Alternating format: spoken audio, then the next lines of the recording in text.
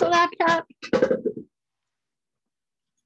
Becky, I have a question for you. Sure. Unrelated to FinCom. How is the deliveries on the propane tank, you know, with the refills? How is that? Does that just routinely someone shows up and fills it, or how does that work? Yeah, they yeah, I didn't even have to call them, I don't think. George Propane showed up when it was a little bit less than half full. It was about a year for it to get, it wasn't even that much. I can't even remember when, but they just come, they monitor it and they came out. So we don't know what sort of a schedule they're on. The reason why I ask is we would have used, or both of us would have used a sizable chunk of propane during that last power outage, 12 hours worth. And I didn't know how often they show up to check the tank. Because you never know when the power outages are going to take place, of course. Yeah. And when I can go and check where the balance is. It'd be a good time to do it because there won't be any ugly spiders there now. Yeah. Spiders. It was a really nasty one with a black one with a white spots on. Oh, really? Oh, yeah. Well, that's exciting. Yeah, it was. Made for a lot of it was inside the cap that you pull up? You know, to check the... Yeah, there was a littler cap on the top. Yeah. Okay. The general, it's the big one out back. Yeah, right. The big one. Yep. Hi, Melissa. Hello. Do I make the host on not well, this is technically the finance committee meeting, right? Right. Yeah. So if you do make a host for me, it is the laptop. Does that? Okay. That's my driving. For Jim Walton. Okay. It says Jim is here. I just don't see him.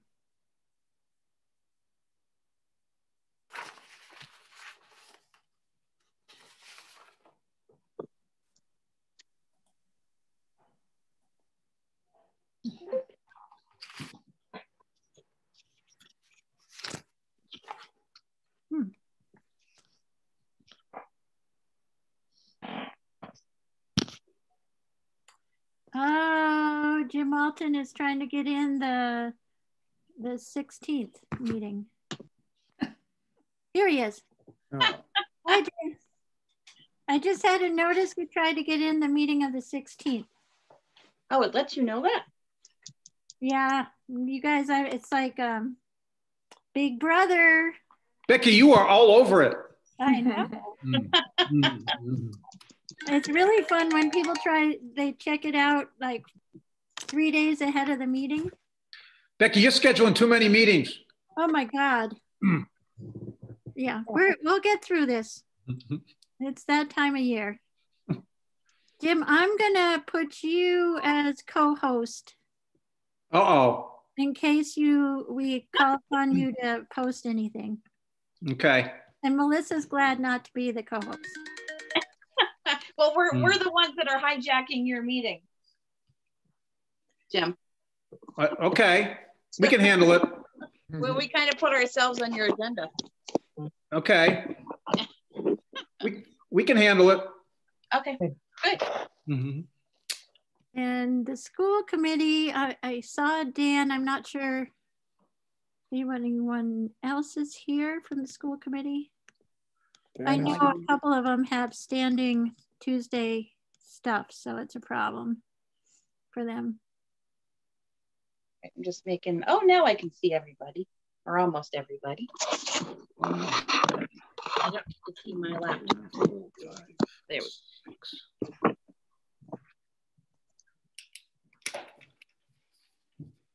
Okay. Looks like we can start a finance committee meeting. We've got, I think everybody is present. All 7 of us are present. We want to call a finance committee meeting in order. Good. Okay. Okay, and Jim, I'll take a moment to call the select board to order because I see all of us here. Well, I think I'm the only one here from the school committee so far, but I don't believe the meeting was posted anyhow. So. No, it was posted. Oh, it was posted? Yeah. As a school committee meeting? Yeah. Okay.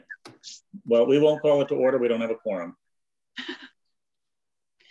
Yeah, I'm sorry, Dan. I know it's a hard night for your committee. It's okay. But I'm glad you're here. Oh, thank you.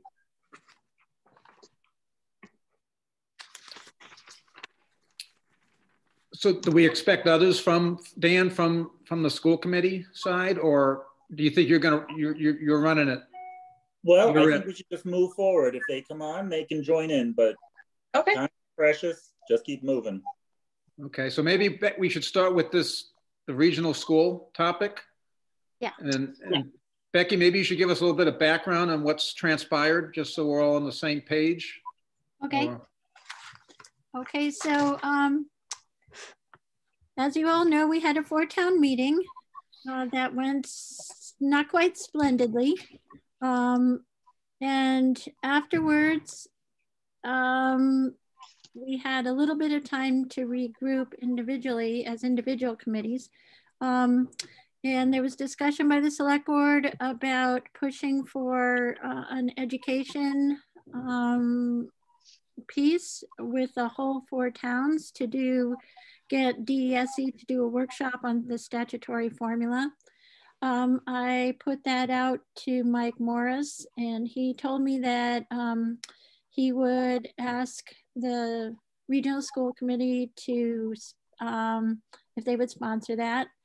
I have not heard back on that issue, but then recently I had a phone call from Andy Steinberg, and I had had an email exchange with him after that, where he, I think I described that to both committees, the first exchange I had with him, and then he pushed for the town, for Shutesbury to accept the 55% method and hoped that we would do that. He said that we have never agreed as 4 towns to move towards a full 100% or the ability to pay. I reminded him of there was a common goal at one time to do that, but I didn't argue the point with him. He really feels before they go farther towards 100% modified statutory that he believes there needs to be another working group. I didn't respond to that. I said I would speak to both the select board and the finance committee. And he also said he hoped that both the school committee, that everyone in Shutesbury would agree to the 55%. I then was going back and forth with Doug Slaughter. He wanted to confirm our annual town meeting to be sure that he got us the assessment method in time. So I emailed him back asking if there was going to be another 4-town meeting before the regional school committee voted on the assessments. And he said from his understanding, there will not be another 4-town meeting. Steve Sullivan forwarded, hi Steve, Dan, you have company. And Steve forwarded the packet for the budget hearing, the regional budget hearing that is taking place tonight. The budget looks very much like the one we last looked at. I think in between some Amherst folks, counselors had pushed for another $1 million in cuts to the regional budget. The response from people at the hearing pushed back heavily on an additional $1 million in cuts. And so what we're looking at now looks very much like what we looked at a month ago. Is that right, Steve? Yeah, okay, good. Yes. So that Becky means about just over a $32 million budget, the one that we reviewed at that Saturday before town meeting? I think right now it's at 31,809,000. Okay, that's a little lower than what we were looking at together at the regional meeting. Okay, so it's come down a little bit more. Yeah, a couple $100,000 looks Okay. like it Yeah. might have come down. Yeah, They that's decreased it by 1.2 million instead of $1 million. Yes, exactly. well, they were So going. those are different numbers than we've been looking at, Becky. Those are more. So before, what we were looking at was $1 million cut. And now what they're serious about is a $1.2 million cut, correct? Do you have a Yes. copy of that latest version? I have it on my screen. I can share it if you want. Yeah, that'd be, because I did send it out to everybody. I'm sorry, it was at about 6 something. I have the page 23 up on my screen. What do I have? Can I share screen? Yes. Yeah, I'm searching for, here you are. If you look at it, they did not change the bottom line. Right. The total assessment is still 20,651,000, and that's what it was at the last 4 town meeting. Becky, you have to share it on my laptop, not my cell phone. Oh, sorry. Okay. I have to find your laptop. Yep. Here it is.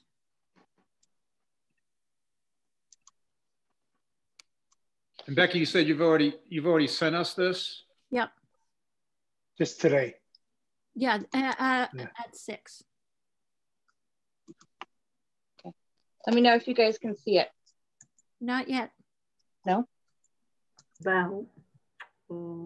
There it is. There it is. Okay.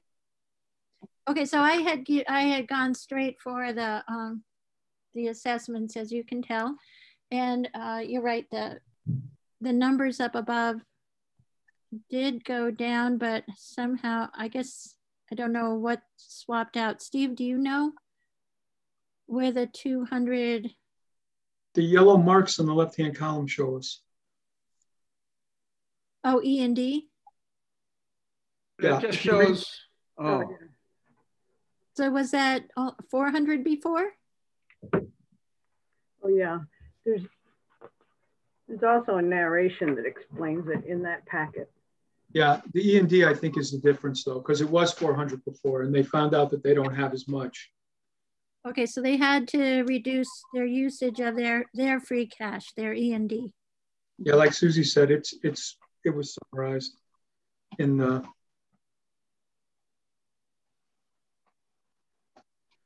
Okay, so they held the towns steady, but decreased the overall budget.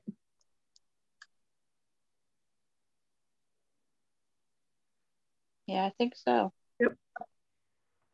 Yes. So what we're looking at is a $25,000 Decrease. reduction in our assessment from the 45% if we go to the 55. Mm-hmm. Yep. So what I understand from talking to Doug is there will be, they're reviewing the budget tonight. They'll take more comments. I'm thinking that our committees will write a summary or a letter to them as a result of tonight's meeting, and that I think what the region is hoping to do is come in at 55 because it did satisfy Amherst's request. But what our letter says will result from tonight's discussion. Right. Right.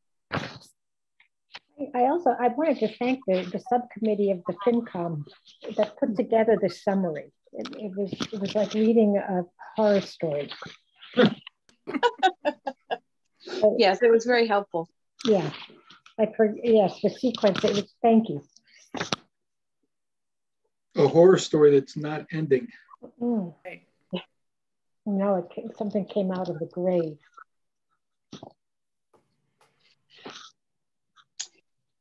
So does anyone want to share their feelings on the 55, or we were hoping 65, right? Anybody want to share thoughts and feelings? I will. Yeah. Okay. I think I would suggest that we plan, oh, am I on mute? No. I would suggest that we plan our budget using the 75%. And that's what we base our budget on. And I think people in our own community will realize that we either have to make cuts in order to pay for the difference, or perhaps voters in Shutesbury will not vote the 75%, which will force us into the statutory.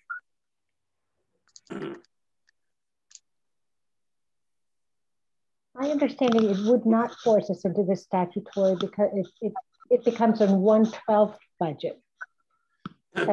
That's my understanding. But in any event, it would force something. I'd like to make a comment. Yeah.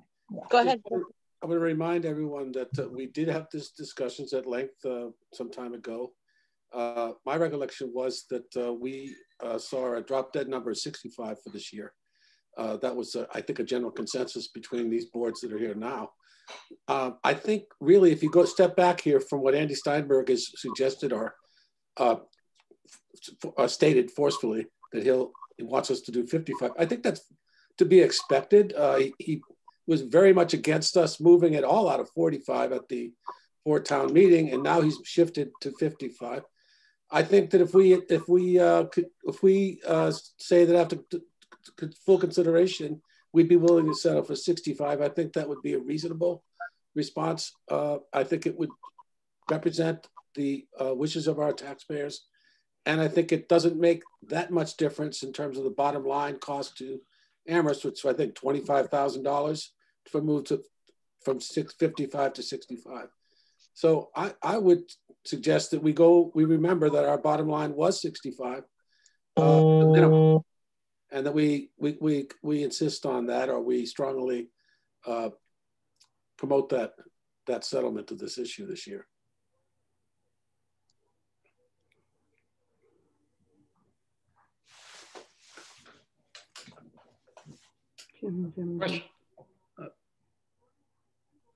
Jim, you're a chair. You don't have to raise your hand. Okay. Okay. I'm all confused. Becky, maybe it'd be helpful to understand. You said there's no plans to have another regional meeting to discuss assessment. So what's the mechanism? What's your thinking? What the mechanism to resolve this amongst the towns? Where we end up. Right now, Andy's thrown something out there, but is that really how this works? Is Andy throws a number out there and people react to it, or? Well, I think he's coming up to that number where at the meeting he was not proposing that. Yeah. And I think the region is trying to zero in on a place where they can settle. And it's the regional school committee who votes the budget. So the 4 towns really have no clear authority over the issue. So I think listening to Steve on it might be helpful as well. Steve, are you there? That's sort of true. I mean, the region, we vote the number, but it's the 4 towns that decide how it gets paid. Because the regional school committee, we really don't pay attention to what method's being done. We're the bottom line people. Okay. Yeah. So Andy's thrown a number out there, and this is in conflict with what the position we took in the early February meeting. I thought we were pretty clear, and I thought our overall team was pretty clear on where we needed to be and all the reasons for it. And for Andy just to go out and say, we'll go with 55, it doesn't sound like a good finish. And again, we're not allowed to have more meetings. What is the process to have further discussion on where we end up? There is no room for more 4-town discussion. At this point, I think what the regional administration has done is they have spoken with all, pretty much all the towns, and they haven't really seen anybody's position changing. They know Leverett, even though Leverett benefits, they're against it. I guess they benefit less the farther out we go. But Leverett wants to go backwards, as we all recall. Andy has said that his conversation about dissolving the regional school really wasn't coming from him. It was other members of the council, but he just wanted people aware of what Amherst's new uneducated council was thinking,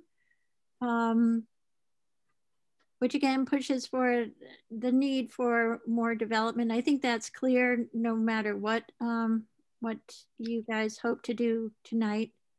If we write a letter saying, we have to come in at 65, I imagine that letter we'd address it to the superintendent and the regional school committee. And what do you think the school committee would do with that letter, Steve?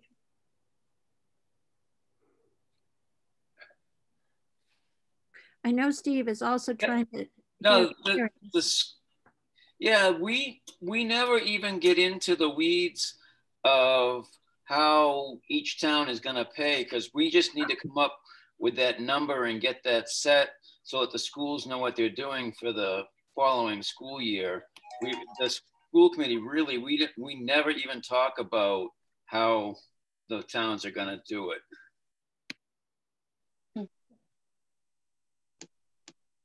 Okay, so how do they? The school committee does vote on the assessment method, or is that only voted by the 4 towns? Yeah, the assessment method is voted by the 4 towns. The school committee doesn't have anything to do with that.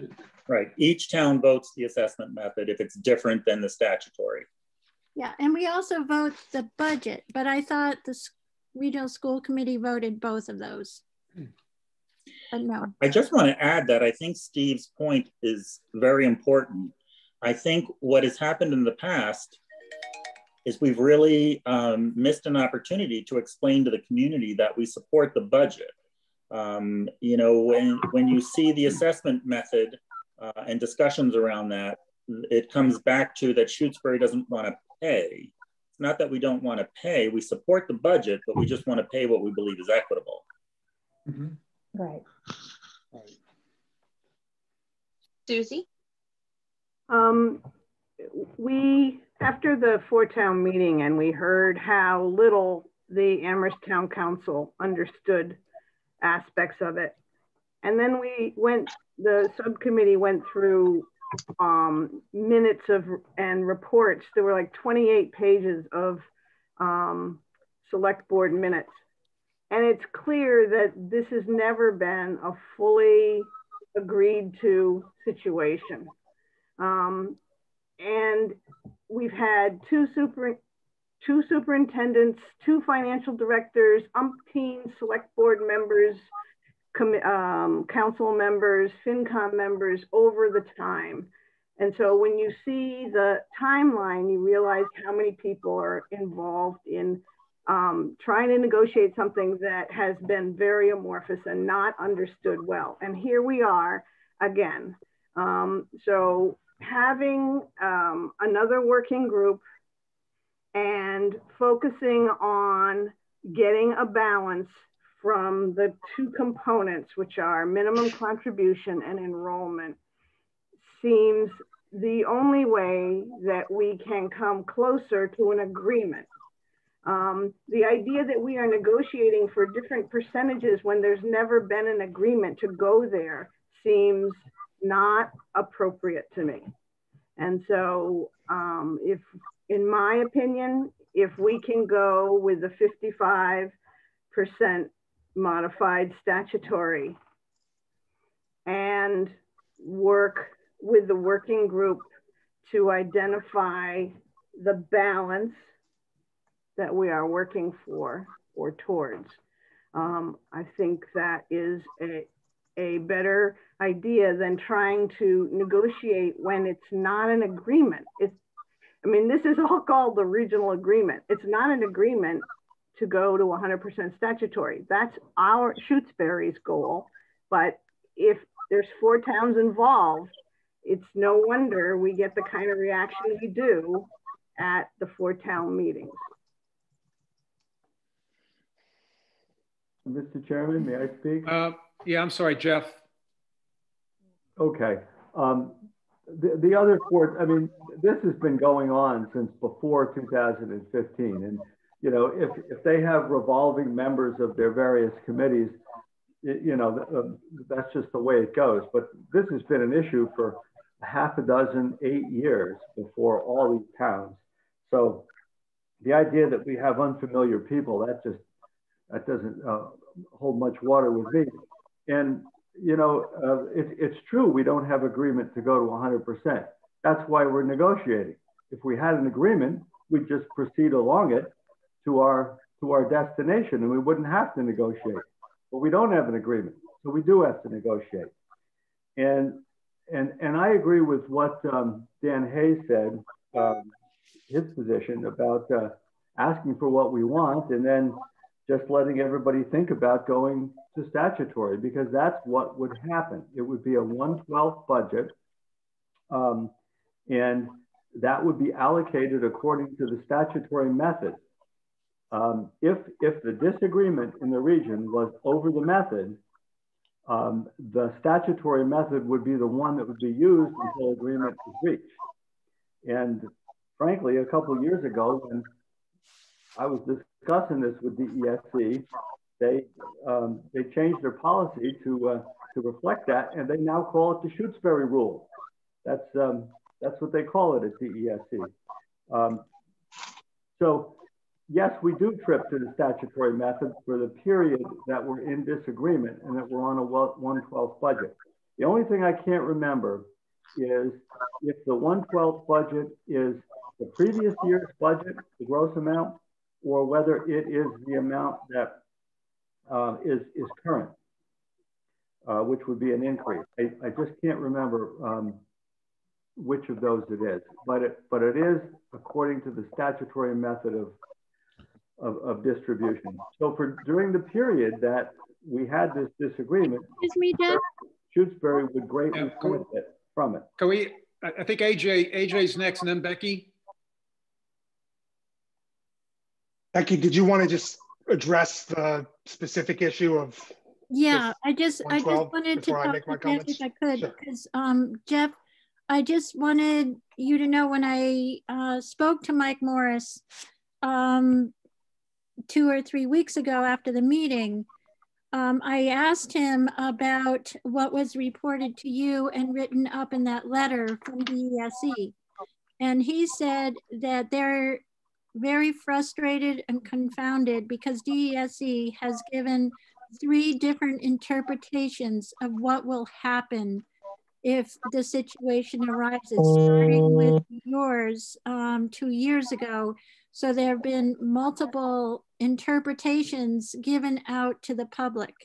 And Mike had scheduled a meeting to get to the bottom of that because he was very frustrated by that. And so I wanted to make sure you had that information because you did a lot of research and got a letter from the commission, and it appears they have written other letters with different interpretations. And of course, that's concerning to all of us. They need to pick a lane, and we need to know what that is. Mm-hmm. AJ.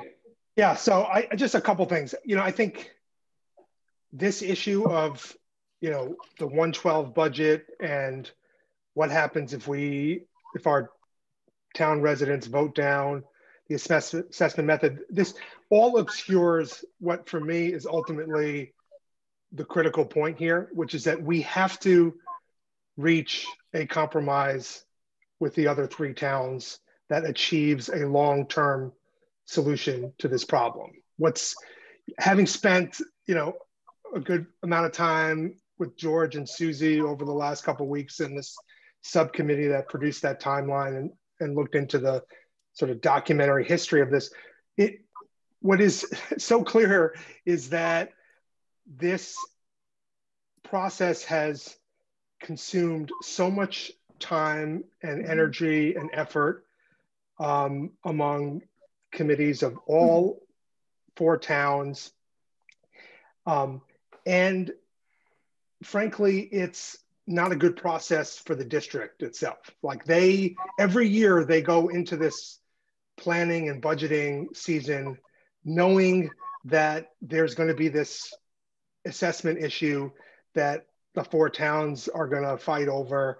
And it makes it very, very difficult for them to kind of manage their process. And so what's clear to me now, having kind of attended the last 4 towns meeting and doing some research on this, is that we really need to land on a long-term outcome, and we need to kind of come to negotiate an agreement and get away from this absurd process of revisiting this and creating, what'll probably be the 5th, 6th working group to look at this in how many years. And so given that context, it seems to me that the idea that Shutesbury ultimately has a end goal of 100% statutory does not seem realistic to me. I just don't see a scenario, quite frankly, where the other towns are ever going to agree to that position, because it represents, kind of the sort of one end of this spectrum of possible outcomes. One end of it being kind of reverting back to the regional agreement method where we just do this based on enrollment, and the other end being 100% statutory. So we have to find some kind of a negotiated compromise for the long term. In my mind, the logical place for us to end up is 75% as a long-term, essentially permanent end goal. And that that's a method that would, roughly speaking, result in, kind of the assessment formula consisting of about half enrollment factor and half ability to pay factor. Strikes me as a kind of a balanced compromise. And so then the question becomes, do we get how long do we get there? And to my mind, a suitable, good outcome for Shutesbury would be to take the 55% compromise this year, and then with an understanding that we need to end at a long-term solution, which we would be willing to accept at 75%. That's become my view, having kind of studied this over the last couple of weeks. And I'll be quiet now because I've been talking for a little while. Jim Hemingway. Yes, AJ, I'm sorry, I disagree with what you've just said. I think that what Andy Steinberg is doing here, this is just pure negotiation. He's moved up from 45 to 55. He's sort of throwing that out there to see what we're going to say.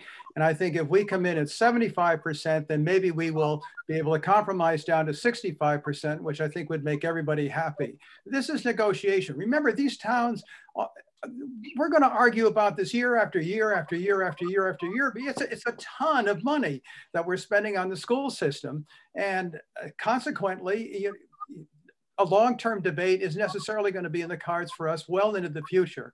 But I would say that Andy Steinberg is merely trying to negotiate this one. That's why he's moved up from 45 to 55%. If we come in at 75%, then chances are we'll probably arrive at 65% as a compromise between the two, and then we'll be happy, at least for this year. I think Bob, and then maybe April. I just want to remind everybody, maybe everyone understands this, but the statutory method itself is a balance between the enrollment-based and also the ability to pay. So the statutory method represents a compromise 60-40. So I really think that addresses the issues that are at stake here. The big issue really is it costs one town more and that's something that they naturally would resist in any given year. However, we also have to recall that Pelham has already agreed to 65% this year. At least it's my recollection at the meeting. That was what John Trickey said. 55, 65 is okay with him. Now, it didn't have a vote because committee wasn't there. But I do think that I agree with what Jim Hemingway just said. I think that Andy Steinberg is a lawyer and he's a good negotiator, and he's taking a stab at getting us to settle up at a higher number, which is good. It's a good direction to move. But I really do have to remind us all that we agreed that we wanted a minimum 65 this year, and I think we should stick with that. And I think maybe as a negotiating ploy, asking for 75 in a written communication would be a good way to go. I don't think it's unfair of us to demand this. I still support and AJ knows, we all believe that the statutory method is a more equitable way to allocate cost. So why are we feeling bad about it? Hey, April, before you go, somebody's got some background discussion. If whoever that is, could you go on mute while you're not talking? But there is some background. I hope that's not me. My husband's drumming. No, it sounds more like talk or, I don't know. It's not me. Okay. I think I'm alone in the building. Yeah. Sorry, April. No, it's okay. No, I had just a couple of thoughts. Is you know, the reality is we're not looking at huge numbers. You know, when it's $18,000 here, 1,000 for, you know, Amherst. I mean, it's not huge numbers that we're looking at between 55 and 65. And I think in some ways, AJ is pointing to there's another level of this process that we have not been able to resolve. And first of all, I'm wondering if maybe if we just settle on 60% and just that's that, you know, sort of we'll split both differences. That's one idea. But I'm also curious, AJ, you're somebody who's relatively new to this torture, and you come at it with a different set of eyes. And can you imagine a way that we could negotiate with our fellow towns? Because you know, we all want the same thing for our children. But do you see something that we're missing? Well, I guess my point was really had less to do with where we end up this year. Mm-hmm. And I understand, Jim, you're saying, you know, this is always going to be an annual rite of passage that we have to negotiate over. I guess what I'm suggesting is kind of a different way of approaching this, which is getting to a permanent, in quotes, solution like as soon as possible, meaning next year. And if that's the frame that we look at this process in this issue of really needing to get to a lasting, long-term sort of permanent solution quickly, then I think it begs the question, what is our ultimate goal? Okay, and I agree, Bob. Statutory is, from my perspective, as well as I think pretty much everybody that's participated on our side and in Shutesbury and these various methods agrees that the statutory method is not just the best financial outcome for Shutesbury, but that it's the fairest, most equitable method. I agree with that 100%. But the reality is that we're negotiating with partners that don't view it that way. They have a different point of view. They have a different perspective. It got articulated at the last meeting that every student should essentially cost the same amount of money and should be assessed the same amount of money, whether they come from Shutesbury or Leverett or Amherst. I disagree with that point of view, but nevertheless, it's the position that, I think certainly Leverett's articulated, and I think a number of people in Amherst, not all of them, but have articulated as well, or at least a desire to go back in that direction. So for me, I'm sort of less concerned about whether it's 55% or 60% or 65% this year. And I'm more concerned about where do we ultimately want to land. And I think that it's just not realistic for us to think that we're ever going to be in a place where all towns agree to 100% statutory. And that's why I'm suggesting that as a long-term end goal, 75% statutory is a good outcome for our town. It does achieve a roughly a sort of a balance of ability to pay and enrollment. It kind of represents, even though it's 75%, you know, when you look at the factors that go into statutory, it kind of represents roughly a 50-50 balance between those factors. And so I'm just saying that we should be talking more about the long-term outcome that we want. And I'm just saying I would be willing to take 55% this year if it meant that we could have a serious conversation about getting to a long-term solution next year at 75%. Susie, I think you were next. So when we talk about working with other towns, the statutory formula has a pupil enrollment factor in it. And some towns want to weigh that more. We talked about on our subcommittee that if we get to 50-50, it would help people who are coming from the other end of the spectrum to feel that we've met it in the middle. And in fact, if we talk about it really in terms of 50-50, 50% minimum contribution and 50% based on enrollment, then it could be a done deal. We wouldn't be arguing about percentages changing. It would just be that. And in reaching that, it recognizes that some people truly feel that per pupil spending is a fairness issue. And when we go to 50-50, it does not weigh only a per pupil. Our contribution would be less per student. And I feel until we sit and work with people to reach some known compromise that can be identified and kept to, then we will waste time. We're wasting time over and over. That's what I see in all that effort is we haven't reached a place. We continue to spend our time and energy doing it. It's not helpful. And so I see a goal of reaching a formula that is 50% minimum contribution and 50% enrollment. And even using that language instead of saying 75%, 25%, that sounds lopsided. 50% minimum contribution, 50% enrollment sounds and is balanced. Jim. That will never fly with Shutesbury voters, so it's going to get voted down. So you might as well just stop at that particular point.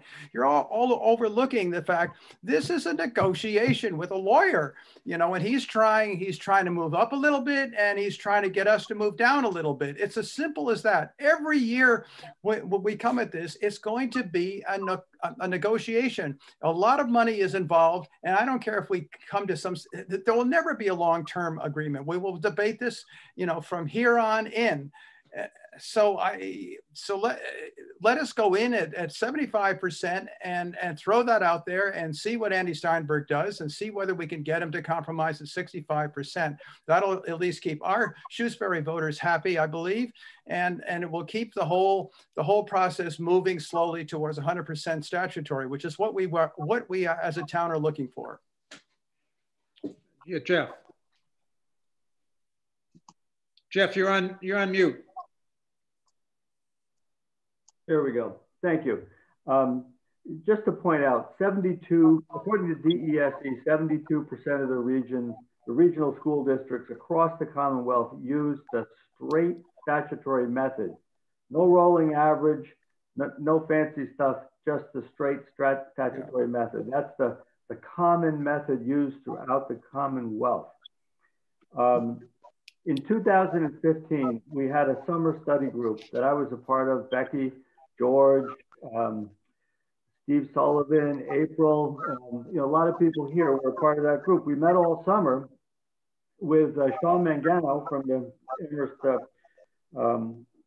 school system, and the conclusions were that the most fair, equitable method for us to pursue was statutory with a 5-year rolling average. The next best one was straight statutory. And the other methods that we had been using in the past were the least preferable. So we concluded that in 2015 and resolved to push forward to obtain that, the 100% statutory 5-year rolling average. And that was also turned out to be the most predictable, the most workable for the school district, according to Sean. But we haven't gotten there since 2015. And in the fiscal years after 2015, starting with 2016, but not including the one we're in right now, we have spent $1,161,000 more than we had to if we'd been on the statutory in this interim period. And I mean, this is a lot of money, folks. This isn't little money. This is a lot of money. And, you know, what we save, because we're entitled to save it, because we're the less wealthy town, the other towns have to pay. So it's going to be no surprise that they're going to resist it. And I side with Dan Hayes. We need to get tough here and take our position and not waffle. Hey, George? Yeah, so before the 4 town meetings, we said we would come in with, our guidance would be 75% statutory method, modified statutory method, knowing that that wouldn't happen. So I think we all agreed that we were probably going to pretty much settle for 65, and I thought maybe even 55. So I would be okay with coming back to them and saying 65% and a working group. And as Susie suggested, I do believe that one of the principles of that working group has to be, one of the objectives has to be a method that goes into effect in 1 or 2 years and cannot be negotiated for 2 or 3 years, 2 years at a minimum. Whatever is decided has to be stuck with. Now, as far as the methods go, the method, I think we have the method that everybody agrees on. The only thing we're debating, and I know everybody here knows this is true, it's what's the ratio? Is it the 55, 65, 75, or 85, or 100? And so I think that's where the towns do need to have a working group to talk about what the right amount is. As AJ said, at 75% of the 5-year rolling minimum contribution, we're close to having 50% of the formula being based on ability to pay. And as Susie said, if you look at it in those terms, we can talk to other towns and that would be helpful. I'm okay with 55% for this year because Amherst does have a big jump from the 45 to the 55%. And that the incremental amounts are not that big for any of the towns, but the difference between the 55 and the 100% is now pretty small for Amherst. And I think next year, the jump is not going to be that hard for them. So I'd be okay with that. The other point I want to make, when the statutory method switched on us and all of a sudden became the better method for us, certainly for the first 2 or 3 years, we didn't know that if that was really going to maintain itself. We didn't expect that it was going to grow the way it did. It's really hard to analyze. 3 or 4 years into it, we started with working groups. We started doing our analysis. We don't know at this point in time what things are going to look like in 3 or 4 years. Statutory method may hurt us. Our property values are going up. So the EQV portion of the minimum contribution calculation for Shutesbury is going to grow faster than for the other towns. So that could hurt us. Luckily, at the SES level, there's the hold harmless agreement. So we won't see our 613,000 go down. But at the regional level, it could affect our statutory. I'm not saying, I don't know, none of us really know what's going to happen in the long run with the statutory, but our enrollments are going down. So the 5-year rolling average isn't going to hurt us as much as it would have in the past. Our EQV is going up. So there is a possibility that the minimum contribution for our town relative to the previous years for our town is going to decrease. The statutory is not a slam dunk. It has been for the last 10 years. For the prior 10 years, the 5-year rolling average was better for us. So I'm okay with not going to 100% statutory, and I'm not sure it is the best method in the long run. I think politically 75 or 85% of statutory minimum contribution can be sold and can be agreed to by the towns. And I also believe that the town of Shutesbury does have the votes and people would support a 75% statutory method in the long run. I'm not suggesting that's what we do, but I think it would be supportable because I think it's reasonable. I think whatever method is described by the working group this summer will be well articulated and analyzed. And I think we, as a finance committee, if we agree to it, would be able to sell it. The select board, I would hope, would feel the same way. And I think a lot of people in our town would see the logic in the bigger picture. As complex as this is, we would have to lay it out. So I'm okay with going back to the towns and saying 65%. I'm not comfortable with 75%. I'd also be okay, honestly, if we end up at 55%. Steve, I think you had your hand up. I'm sorry, did I catch you with your mouth full? So I'm trying to remember all these. All right, so the first thing is the 112 budget would be last year's number. And April, the reason that the numbers are so close together, whether it's 60, 65, or 70, is because 3 of the last 5 years we've made drastic cuts at the region. And now I can't remember the third one. Oh, yes. It's not just Amherst. You've got to be careful of Leverett too, because they're going to stand firm.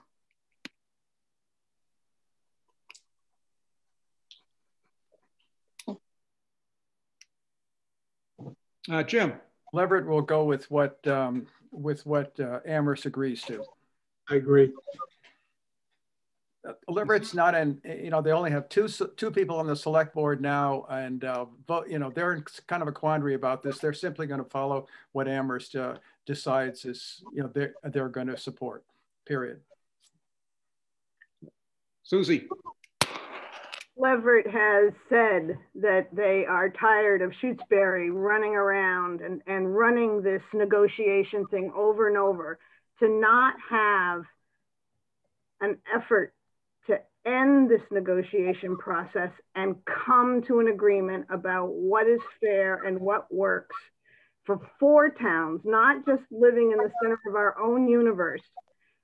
We would gain some traction instead of being seen as constantly nagging and negotiating and drawing it out. Let's see, Les. Oh, God. Les, you're on mute. Jim? So I have a pretty simple question. Having gone through this year after year after year after year, and there seems to me to be a pretty strong consensus on the part of the different boards that we have here. The question is, what will it take for the other towns to seriously hear our message that we need to move toward the statutory, whether that's end goal is 75 or whatever the case may be? And what is it going to take? How do we get their attention that this is a serious business? Because we're really getting close, you know, to the budget season and finalizing budgets. And, you know, if this committee, you know, writes a very clear letter, you know, are we going to stick by it going into town meeting? Or are the residents going to need to kind of hash it over at town meeting? But what will it take as a part of us together to get the other towns to realize we don't want to go through this time after time after time either. We want to resolve this.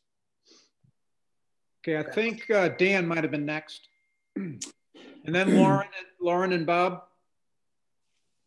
All right, thank you. I'll try to be quick. So first of all— Yeah, sorry, I missed you too. So first of all, I think, you know, using the statutory method it's a philosophical reasoning behind that. And if Shutesbury began to have property values that increased and increased development, and we became a wealthier town, I guess the question is, should we then pay more? My feeling is we should. So the whole idea of the statutory method is based upon really a philosophical reasoning. I think at this point, we're talking about ending the process. We've been trying in good faith to negotiate to get to some sort of resolution, which we believe is the best, which is the statutory method with a 5-year rolling average. Towns are sick of going through this process. Each town or every town has to agree to whatever this agreement is, whatever we decide on. I don't think this is going to end. I think that the only way to end this is if we end up going with the statutory method. That's what the state has devised based upon the philosophical reasoning of equity. And we're being put in a position of constantly feeling like we have to beg for equity. I think we need to take a stand. And if we don't make the stand of what we're looking for now, it's not going to be next year. It's not going to be the year after. We've been doing this for several years now. So I think we need to end the process, get to the statutory method, and end the negotiations, and end this process, and end up with a methodology that is equitable. Lauren? I have real concerns about what it means to take a stand. And if we end up, a 112 budget at last year's budget level is not a positive outcome of any of this. The school is just making $1.2 million worth of cuts, and then 112 budget in itself would be a challenge. It's hard to run a district that way. And then to also have it be using last year's budget. So I want us to remember that that's a potential consequence of how we choose to manage this. And the other thing, I just think it's important that we remember that what's best for Shutesbury has to be part of what works for the region. And so, I was really struck. I thought we were moving towards 100% statutory, but that Four Towns meeting made me feel like Shutesbury is the only people who feel that way. So we have to change what our goals are. We have to, I don't know, I'm not suggesting right now that I know what that should be. And there are a lot of people here who are more educated on that than I am, but I think that saying we're still moving towards 100% statutory is what we're doing by ourselves, and we have to work within a region. That's what we're part of. So I just feel like those two things are really important to remember. Okay. I think Bob and then Becky. Yeah, I just want to remind everyone that the statutory method, the method that we're using now is a voluntary method that is allowed under the state regulations if there's complete unanimity between the towns in the region. It requires all the towns in the region, including Shutesbury, to agree to an alternative. That has to be sold to us. This is an alternative method that we're using. If the statutory method is the default method that is that the state determines by law should be used by all regions in the state unless they agree unanimously to adopt an alternative method, which is then approved by the state. So that puts it in a slightly different perspective than us asking for something to change the system that the state regulations determine. They're asking us to sign on to something we don't want and that we don't need to approve as part of an alternative method. It's slightly different spin to put on it than us begging for some kind of concession for them. And just one last thing, my recollection of this process was that when we first introduced the idea of the statutory method as being more preferable because of its equity issues and its benefit to this town, was that we couldn't move instantly there because it would be too much of a shock to the other towns and their budgeting process, which was a very reasonable, fair argument. But it was not the idea that we should then be treated as petitioners or naggers if we insisted on moving in the direction that we thought was more equitable and better represented the interest of our taxpayers. That's my position. I think we should be continuing this process until we're satisfied that we have an equitable solution. This year, I would hope that we could get 65% as a bottom line, as we agreed, as all of us agreed, I think, a couple months ago. I haven't changed my position on that. I hope that we can continue to go forward and come up with what I consider to be an acceptable solution this year, which would be 65. It's just, which is, as George has pointed out, not very different from the 55% cut. So just remember, this is a voluntary agreement that we have to agree to as well as the other towns. It's not one town disagrees with it, it's off. Becky. I wanted to go back to the references made about, Susie was talking about ending up with 50% minimum contribution and 50% enrollment. And then there was reference a little while later about that being close to the 75%. George, could you tell us what the real numbers are there? Doing a quick estimate on the FY 22 assessments. And Becky, I didn't have the capital component of that. So I wasn't, when I put those formulas together, I was coming close to these numbers that we see on the screen, but I wasn't hitting them exactly. But it comes out to roughly 85% of the 5-year rolling minimum contribution and 15% of the 5-year rolling average method would get us a 50% of the assessment being calculated based on ability to pay minimum contribution, right, and 50% on the 5-year rolling average of enrollment. So 50-50 method, I know AJ said 75, it's actually a little higher than that. I would say it's more like 80 to 85%, probably 85%. I mean, I think at 75%, I think it came out like 46% would be ability to pay. You know, and we talked about that on, well, it's not my time to cut. I think AJ might have had his hand up. Yeah, I think it seems to me there's a little bit of a sort of a disconnect between in our discussion here tonight, which is about, on the one hand, whether we like what I see as the fact here that we ultimately have to come to an agreement with the other towns. I think that's it from everything that I've looked at and I've listened to and read. There is not this notion that we are going to default to statutory method.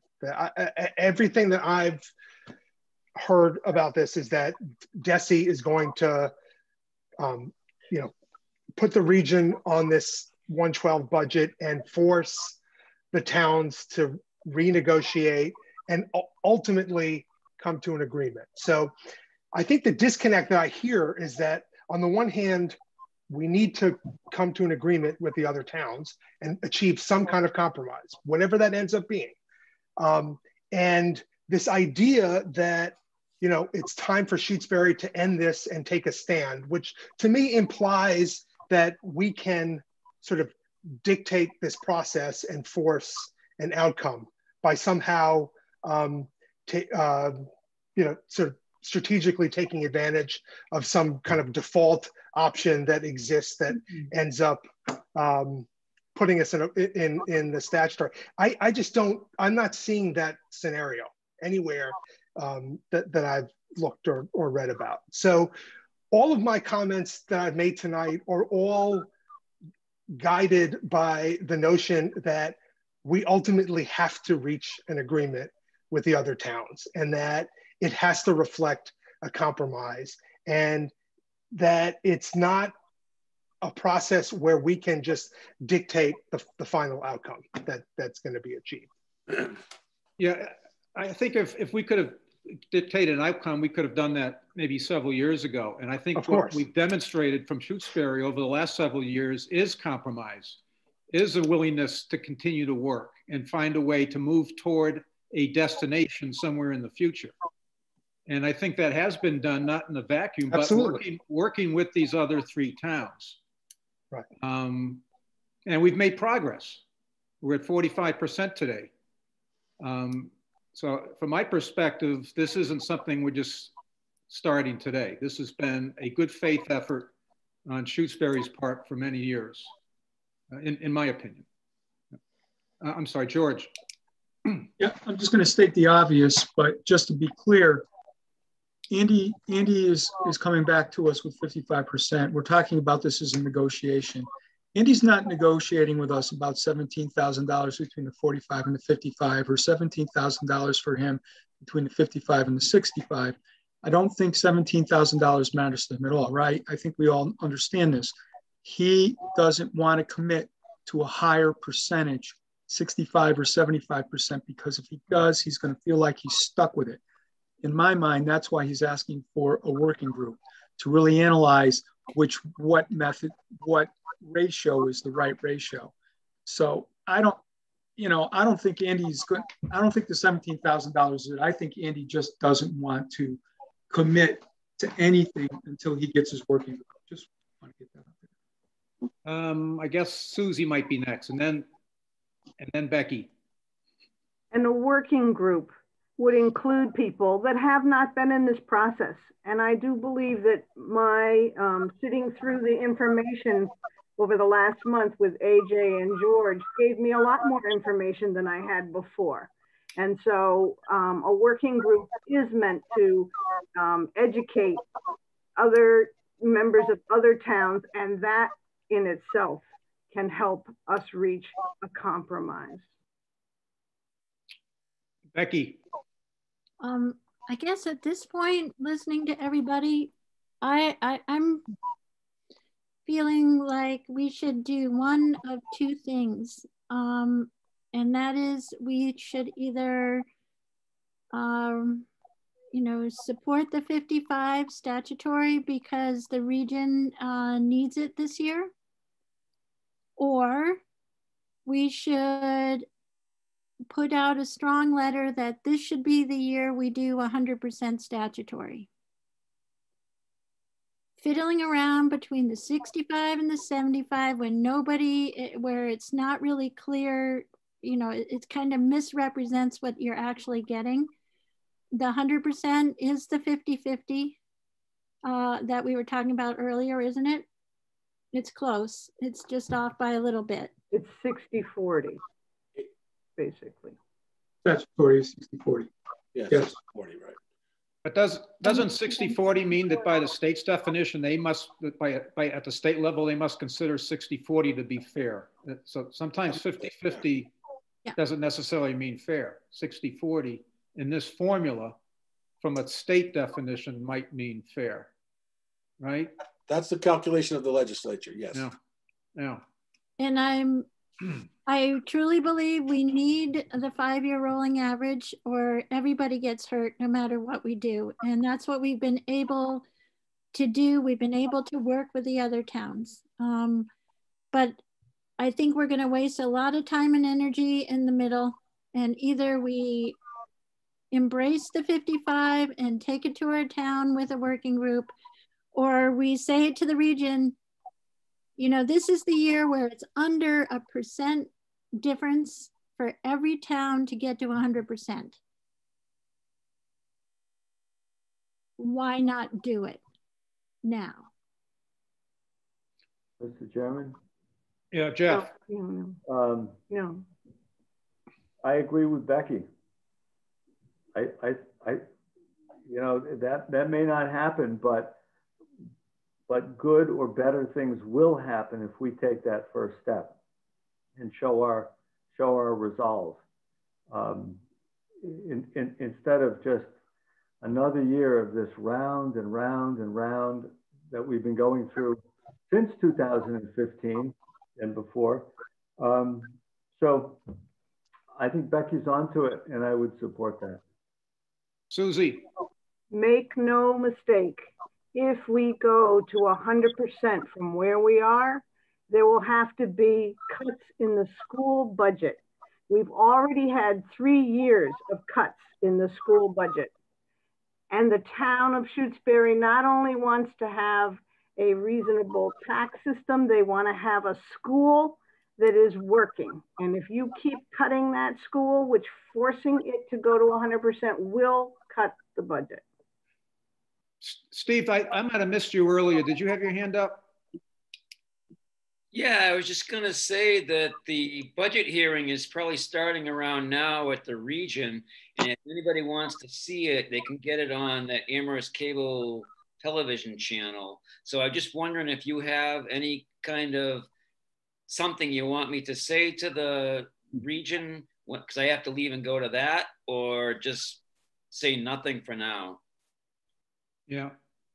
That's a good idea. Just one comment about resolve. Becky, you said that in order to show resolve, we'd have to show 100%. Jeff, you might have said this too. Why wouldn't 75% be showing resolve? That would be consistent with our position in our last meeting with the 4 towns. If we were to stick with our position, our current position that we currently have out there, wouldn't that be showing resolve? I didn't use the word resolve. That was Jeff. Okay, I'm sorry. But my only thinking is if we're going to fight for more than 55, the 100 is the end of the argument, and then we can choose. You know, the town, and if they choose to cut the budget more by the $78,000 after $1.2 million, if this is put to bed, and we can get them to live with it, it would be worth it to have it done. Yeah, but that's all I'm saying. Yeah, I mean, we're out there with a position of 75%. What's happened in the last month that would drive us to go back to those same people and say, okay, we've changed our mind. Now we're at 100%. You know, I don't think things have changed enough that would drive us from 75% to 100%. What changed? On the other hand, I don't think we learned anything new since then that would say that we should go under 75%. What we learned was they want to start potentially changing the method again and roll it back and go into new working groups. And there's no telling that any of this will come out of a working group. It took multiple working groups to get this. Yeah, my position, again, this is just my own personal opinion. I think the word working group here just means delaying tactics and looking for more time. No, it actually these are people who've been in working groups in the past. They've been these. Well, that's why avoiding them would be a selling point of resolving the issue without another year of working groups. Yeah. Can I say something? I'm sorry, Bob. I just want to support what Jim said. I think it's just going back in this process to all the talk and all the meetings and all the conversations we've had. We had a position that we were going to go for 65% in the minimum this year. I don't see any reason why we should change that. I do think that if we write a letter to say that we'll be propose 75% to continue the process of moving incrementally to our goal, which is 100% statutory with a 5-year roll, then I think that's consistent with the position we've had. I think it's a reasonable position. I think it's supportable by fairness and by the law. And I think we should stick with it and see how it works. And I think that's a good faith continuation of what our position has been all along. I don't see why we have to go all the way to the max to 100% this year. I would support us compromising as we all agreed, 65% if we end up there. If we got 75%, all the better. But 65% would be a reasonable progress towards our goal for this year. And I think that's where we stood at our last big meeting. So why are we changing it? Yeah, just before we get further, Steve, back to your point, you're going into another meeting. Is this an opportunity for Shutesbury's position to be put out there to the 4 towns, or what are you suggesting here? Yes. Yes, this is the last of the budget hearings for the region, and next week we're going to vote on it. So yeah, this is the chance for the community and for the school board members to speak their piece. So is this do we want to take this opportunity to get a position out there to the 4 towns? If you can take a vote where you can resolve it. Well, there might be another option. If Steve needs to come up with some sort of a statement, it could be that the committees that have spoken this evening don't support the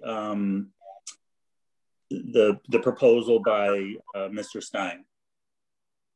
So if that is what is voted in, it'll be hard to pass at the town level because none of the committees are supporting it. And I would use the 55% statutory because that was a private conversation I had with Andy. I'm sorry, you say you would not use that, or you would use it? I just wouldn't say it's Mr. Stein's proposal. Yeah. I just referred to what he proposed. Yeah. Well, Dan didn't throw a number out there. He just said we cannot agree to. Oh, we just cannot. Okay, I get your point, Becky. Yeah. No. There's a lot of hands up. Steve, when do you need to leave? I've probably got 5 more minutes. All right. Here we go. Susie.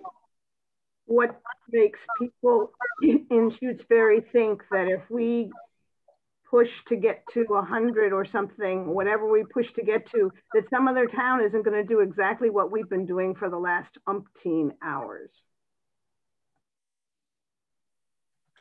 Let's see, Les. Am I, yeah. Yep, we heard you. Now we don't. You're good the other way, Les. Unmute. Yeah. There you go. Okay. I'm confused, Susie, by not your recent statement, but your statement before that.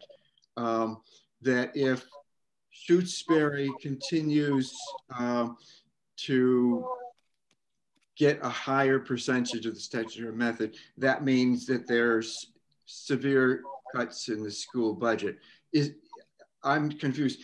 I thought, and correct me if I'm wrong, that at town meeting, and this is what I'm thinking about it, how this is going to play at town meeting, but at town meeting, isn't there a vote on the school budget? And then there's a separate vote on the assessment method? Yeah, they're 2 warrant articles.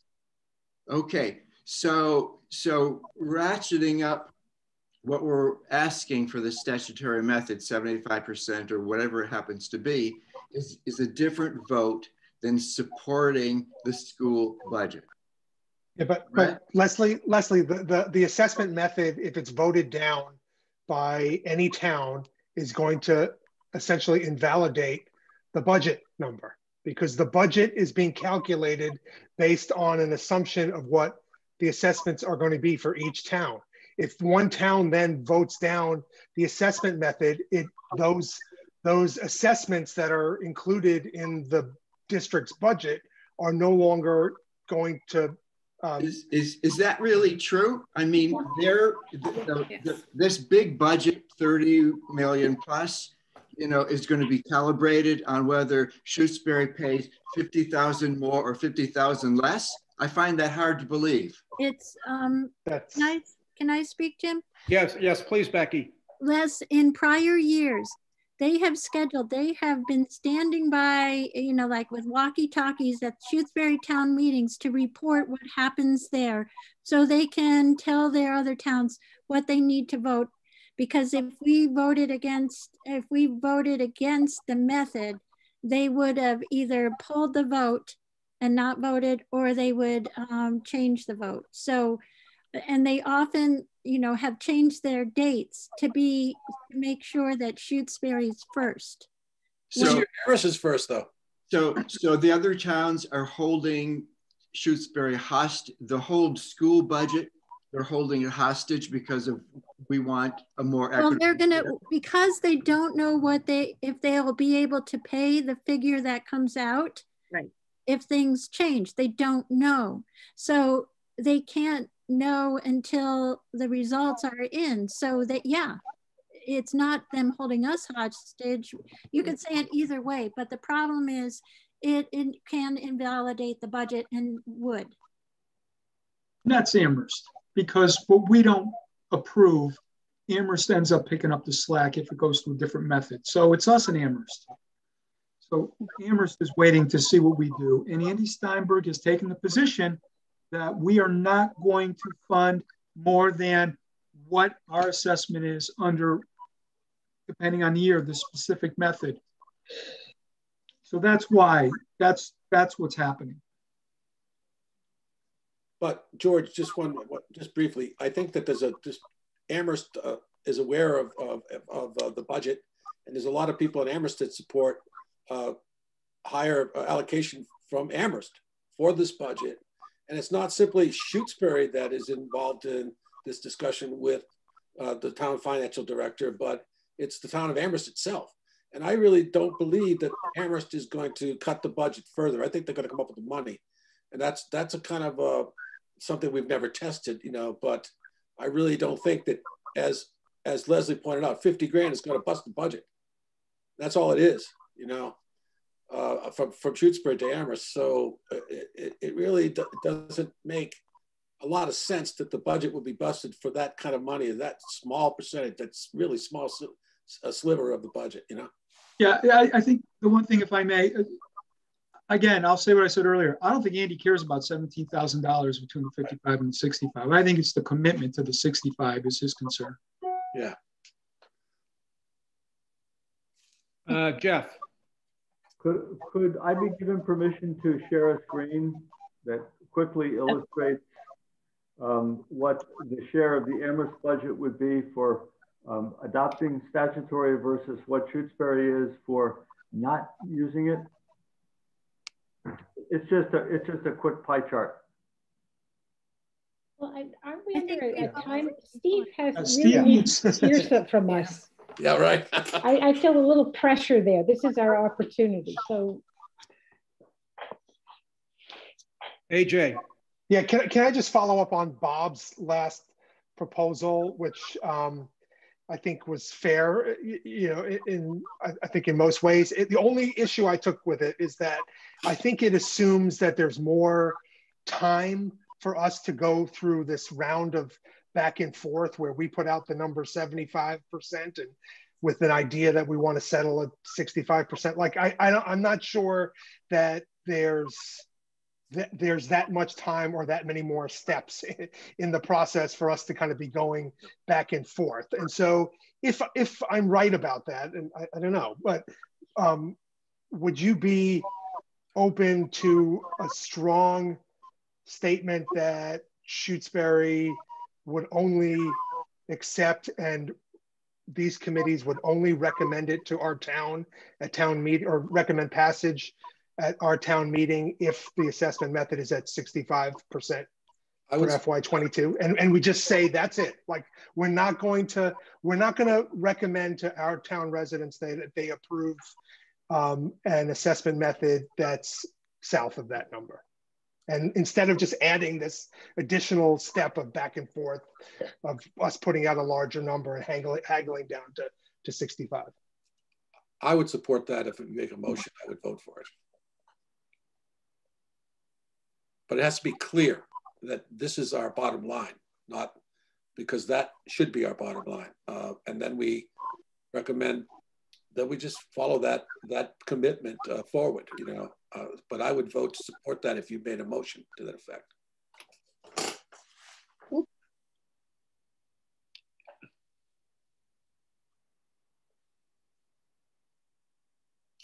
Rita. I will make the motion. Good. That is 65% statutory in the 5-year rolling average, and that it be a firm and final offer. And I will second that. Now, are you doing that as part of a select board vote, yes, or is this okay? This is for the select board to vote on? So the select, yeah. So yes, I'm doing that as part of the select board. Okay, then all in favor? Carol, aye. Stein, aye. Makepeace O'Neill, aye. That's it. I'd like to make a motion for the Finance Committee that we adopt a similar position, that we support and will support a town meeting 65% statutory with 5-year rolling average. And that is our firm, what, I won't say demand, that seems a little bit too harsh, but our firm position going into budget period. I'm sorry, Bob, what was that word? Position. I second that. Call the vote. Call the vote. So does the select board already voted? Yep. Yes, we're done. Okay. It's only Finance Committee voting. Okay, let's Finance Committee. Overnight aye. Tara, aye. Groves, aye. Hemingway, aye. Cashew, aye. Mosier, nay. Walton, aye. Okay, when we say we have a firm position, how is that presented? Becky, could you walk us through the next step on this? I guess school committee can't vote. Yeah, you can. Is Lauren still there? Do they let the school committee vote and then give the message to Steve, and he takes it to the budget hearing. We can't hear you, Dan. Sorry, I just want to also make sure that we recognize that the school committee is in open session. We didn't have a quorum earlier. There's been a motion made. And if we have a secretary taking minutes, can we repeat the motion so we can be consistent? I'll take minutes.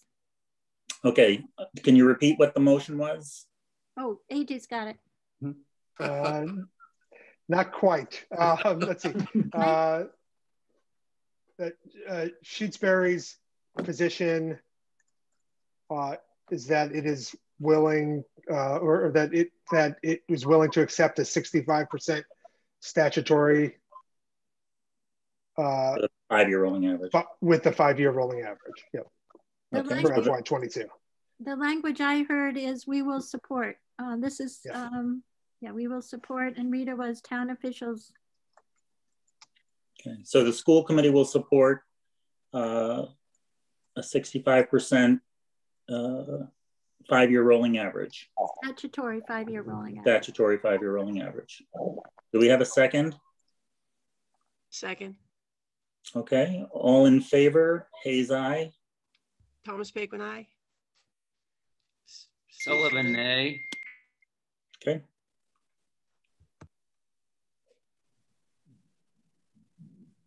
So it passes. Okay. Nice hat, Steve.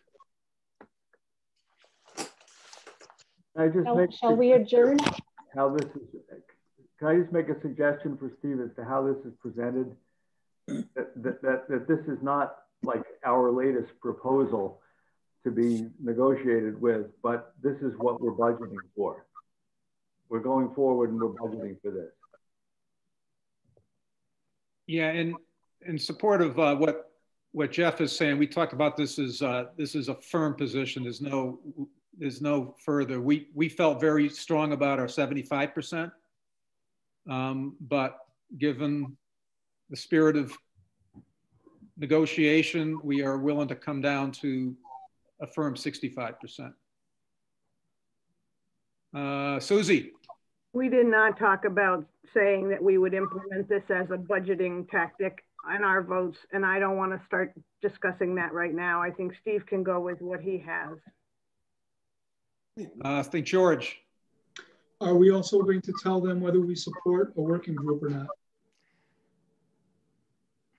I think we wait. Becky, I didn't quite catch what you said. She said we wait. Yeah. We wait on that. Or there was nothing in the motion about a working group. Or do you need a second vote from the Finance Committee? Because I know, and the Select Board. Take a second vote on that. And do we need to say something now? about the working group? I don't think we have to. I don't think so. I see what happens. Yeah. Okay, let's leave it. That isn't proposed by anybody specifically, is it? No, it was only Andy, and we can just let that sit and he can think about it. Good, good. Yeah. Steve? Yes. I noticed how you voted. Do you have any concerns about presenting this? Not at all. I have no problem doing that at all. Okay.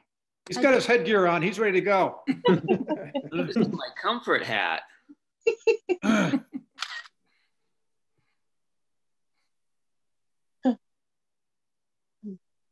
All right, if we are done. Everybody. Good luck, Steve. Good luck, Steve. So you can. School committee is going to adjourn on the Amherst cable channel. If they have a YouTube channel or something, you can find it. We get to see the reaction. We'll adjourn before Steve leaves. Okay. There he goes. So shall we adjourn? Well, with finance committee, we're just getting going, right? Yeah, you're just starting. So we can leave you guys do that. On agenda item, hour and a half. Do I hear a motion for the select board to adjourn? So moved. And I'll second. All right. All in favor? Aye, select board. Carol, aye. Aye. Make peace and Neil, aye. Thanks, George. Good night, everybody. Bye-bye. Have a good night. Good night. First time I was on the select board. Hey, Becky, before I forget, can I ask you to send me a recording of this? Just because my notes are, I can tell right now, are pretty spotty. Challenge. Would that be okay? Yeah. Yeah. Okay, thanks. And luckily I didn't turn it off by mistake earlier. Okay. All right. We ready for some of our other agenda topics? Minutes? Minutes, yeah. We all have AJ's minutes, I think from yesterday or the day before. Everybody have a chance? Melody. Yeah, I just noticed at the bottom under next meetings, it said all boards 3, and there was no other, there was the month, but no date. Thanks. All right, I'll clean that up. I had one edit in section 3. Section 3. Subsection 2, we are at the levy limit of 5.8. We're not able to show any new growth. It would put us over the tax levy limit. I think, Becky, should that be tax levy ceiling in the second one? Because the 5791 is the levy limit, but I think the issue was going over the levy ceiling. Yeah, I think right. Let me look it up. Just well, the number would drive would. The levy limit. It limits you to a 2.5% increase year to year. The levy ceiling limits you to $25 per thousand, or 2.5% of the property values. So there is a distinction there. Yeah, and the ceiling I think now is lower than the levy limit. I think it's a wording thing. Normally we're able to use the tax levy limit. When we have been historically able to use the tax levy limit, this year we have to use the ceiling. Well, actually this year we're still uncertain because the levy ceiling, they couldn't even calculate it for us this year. Well, based on the current valuation of the town, we would need to use the levy ceiling, right? And based on the current, what you currently have calculated for tax levy limit, the tax levy limit would be higher than the ceiling. So we're required to use the ceiling. If you read the definition of levy ceiling versus levy limit, and we can go to the Shutesbury FundCom website and get that out of the glossary in the handbook. The levy limit refers to the limit that you can increase year to year. The levy ceiling is the ceiling that your tax rate can go to, that $25.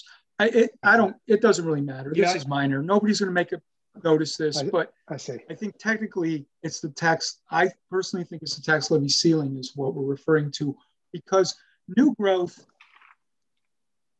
is not in the levy limit. It's outside of the levy limit. It's in addition to last year's levy, but we can go beyond 2.5% in the increase in the levy limit, 2.5% increase of the levy limit from the previous year, plus, plus the new growth.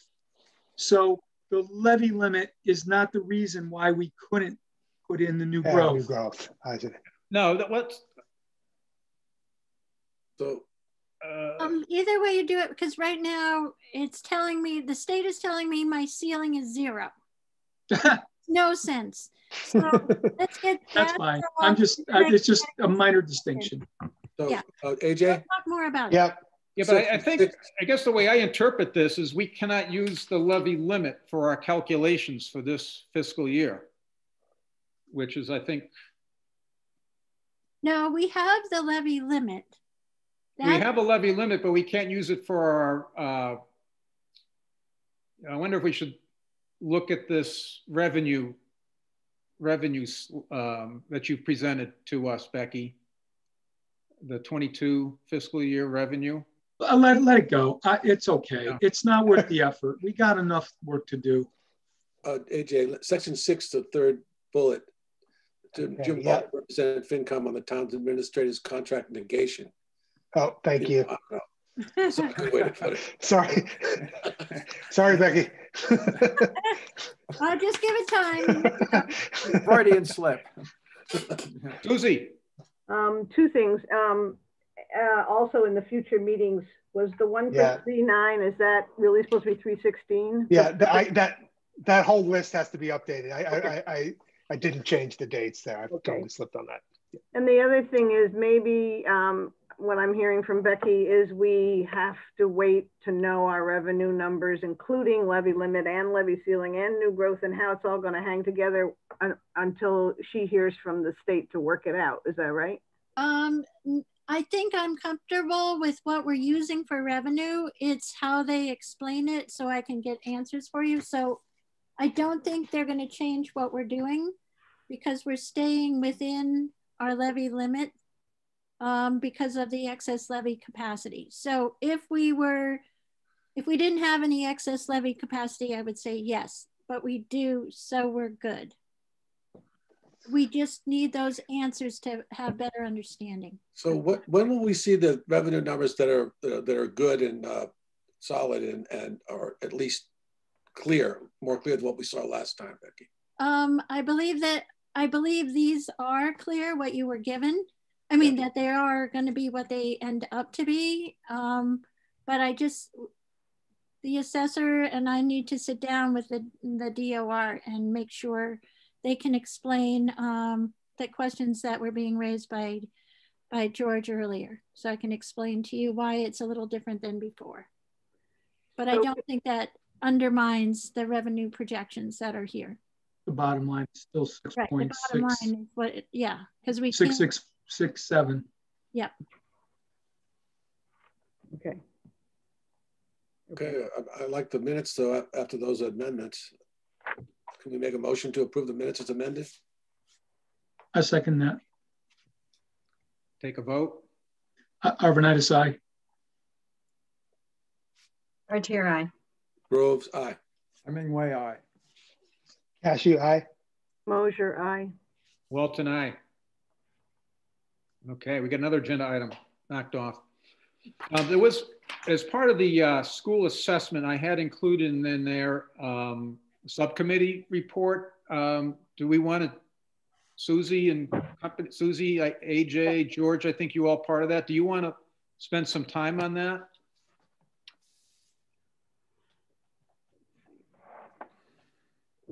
Well, it feels pretty moot now. Yeah. But we made our points, our observations. We have a lot of information if anybody wants to look at it and wade through it the way we did.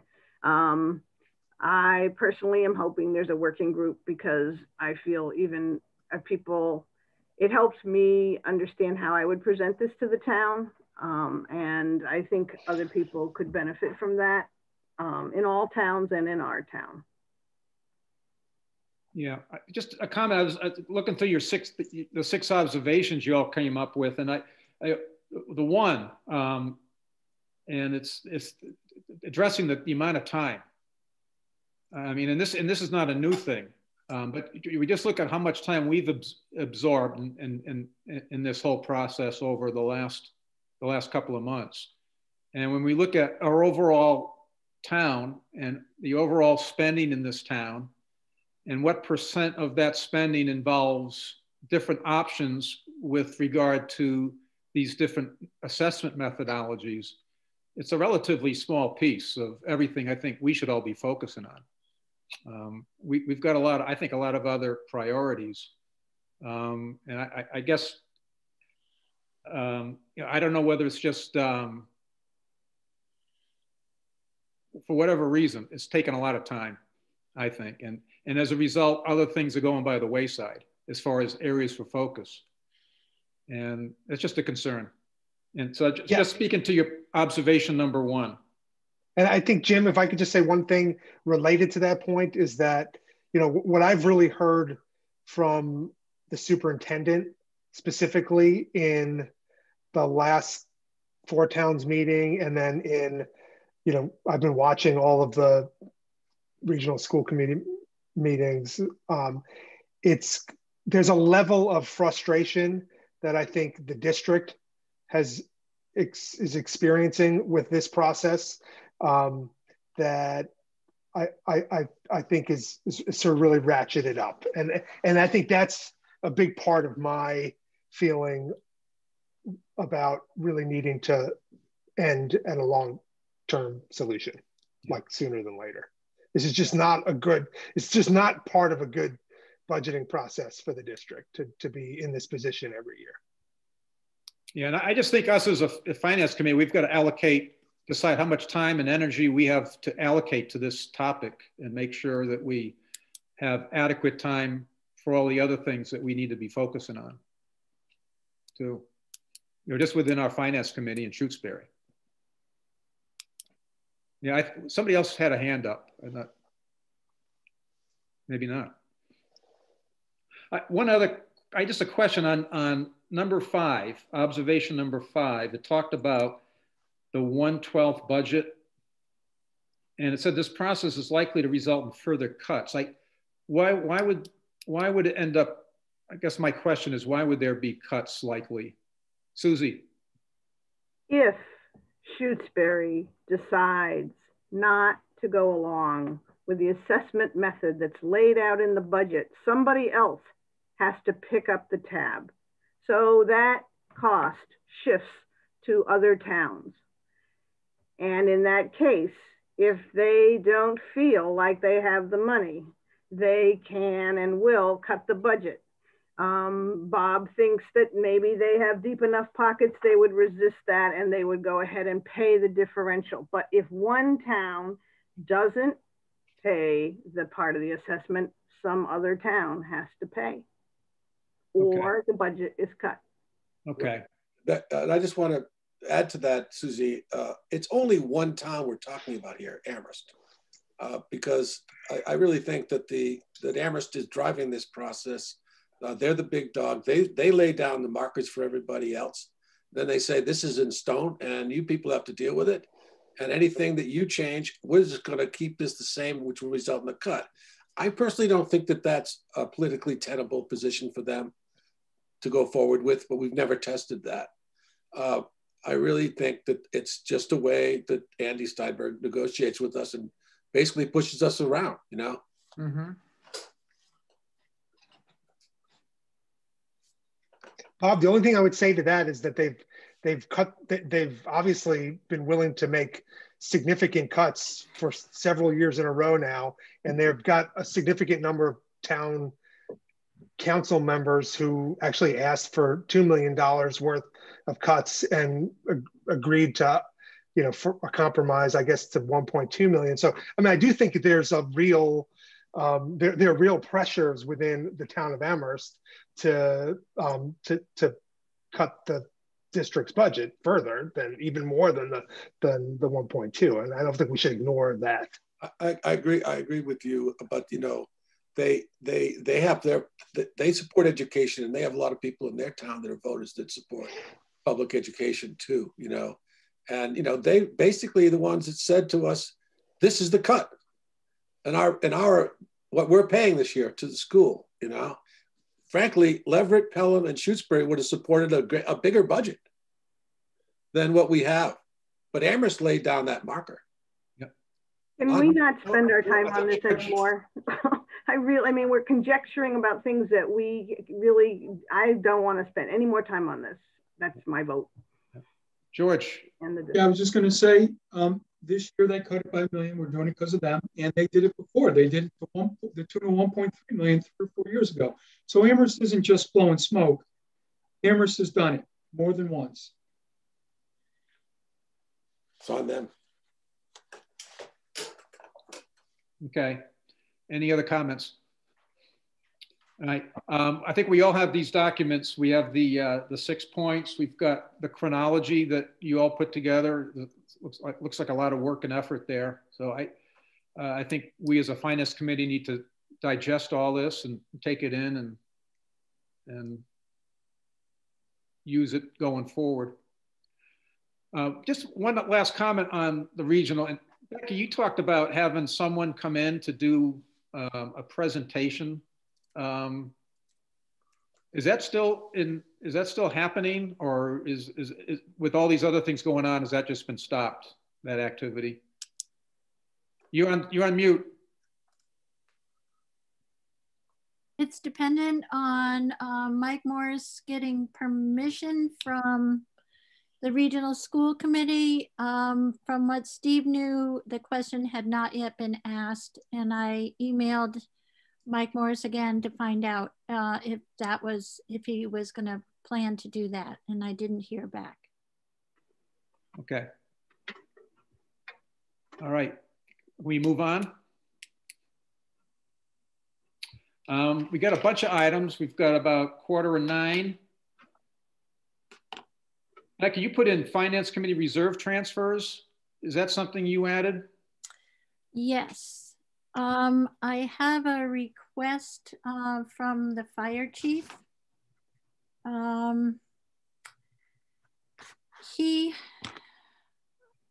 as you all remember, he ordered the capital item for last year for the fire department were garage door openers.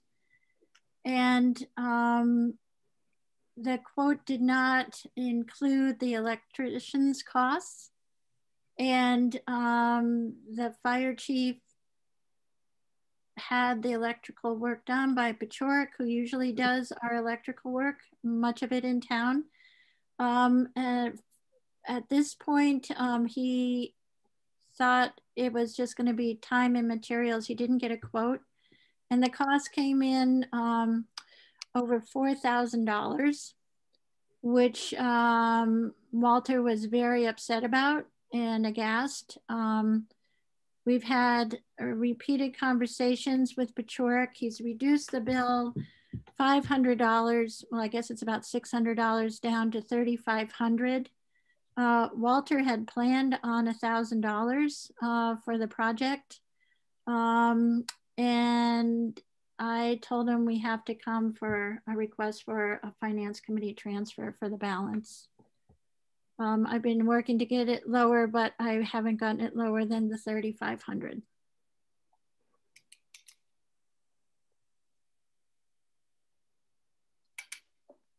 So it's a request for $2,500. $500. Yeah, well, all I can say is that is an outrageous amount of money for 2 garage door openers to be wired. I mean, that is off the charts. Yeah. And what they ended up doing, because originally Walter thought they were just going to run the wires through the attic and drop them down, but they ended up, for some reason, when they looked at the space that they had to go into, they ended up using doing conduit all over the place, and it took 2 people a full day to do it. I think the work time came in at 17 hours, and it was a prevailing wage job because it was part of the bid. it wasn't a repair, which would have cut the job at least in half. But it wasn't, it was prevailing wage. Oh, well, that was unfortunate they didn't get a price. I mean, that's... Yep. Lucy. It seems to me that probably there's already lessons learned, and that I would vote to approve the 20. I think it came down to 2,500 with their 1,000 that's already in their budget. Right. So the transfer we're talking about at $2,500 was the other 1,000 would come out of the existing currently approved budget. Yeah, he's going to take it out of his funds. Melody. Just because I don't know, what would happen if we didn't approve that? I'm not advocating that. I just don't know what happens. We'd be default on a bill that was a, so there'd be, you know. Got it. The horses left the barn. Well, I didn't know if he would have to pay for it out of his budget then or something. He really doesn't have much more in his budget to pay for it with. So yeah, okay. He originally offered to pay for it by himself, and I said, no, you can't do that. Okay. Jim. Aren't we getting, isn't town of Shutesbury getting taken to the cleaners by Pechoric and Jamrog and a few of the others that come in with these enormous bills that seem to be, at least to my, maybe I'm not quite in the loop on this, but seems to be awfully, aren't they kind of taking advantage of us? Like we are the, you know, we just got to throw money around and all this stuff?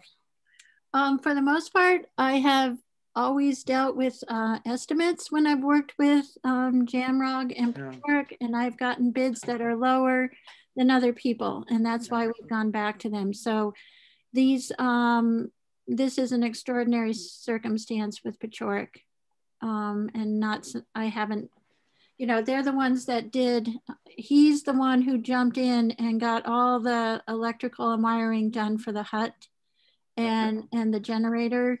And we ended up getting, considering I was unable to get anyone else in that time frame. I did not find the price on that to be overly burdensome. So they have saved the day in a number of times. And when I originally started, as far as HVAC goes, I would put out HVAC bids 3 times without getting any response. There's some areas that it's more difficult to get feedback, but I do now get, you know, I make sure to get at least 3 responses.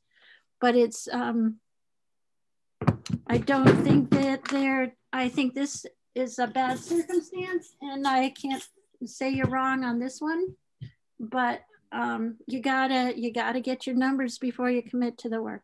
Right. I just want to say, I think that if you made a distinction between a repair job, which would be a maintenance or a repair job, which comes in not at rate, and then a job for new construction or whatever the category might be for this, that should be, I think that good practice should require that 2 bids be presented, or at least 1, when you're going to be in a situation where you have to pay rate.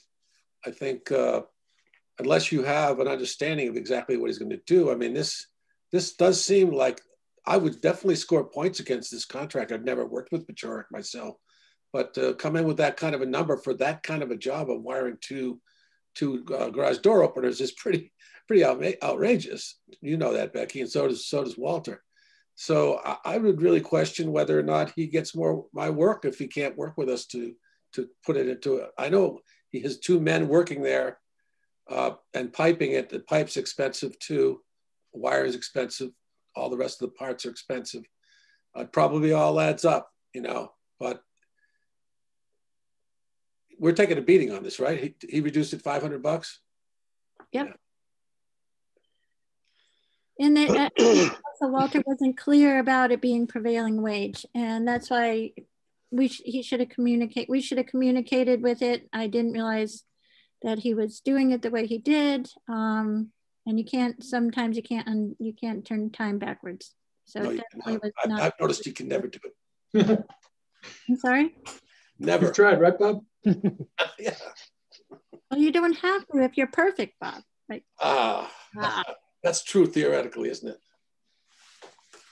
Well, what are we going to do? We're going to vote to transfer this money, Jim, or?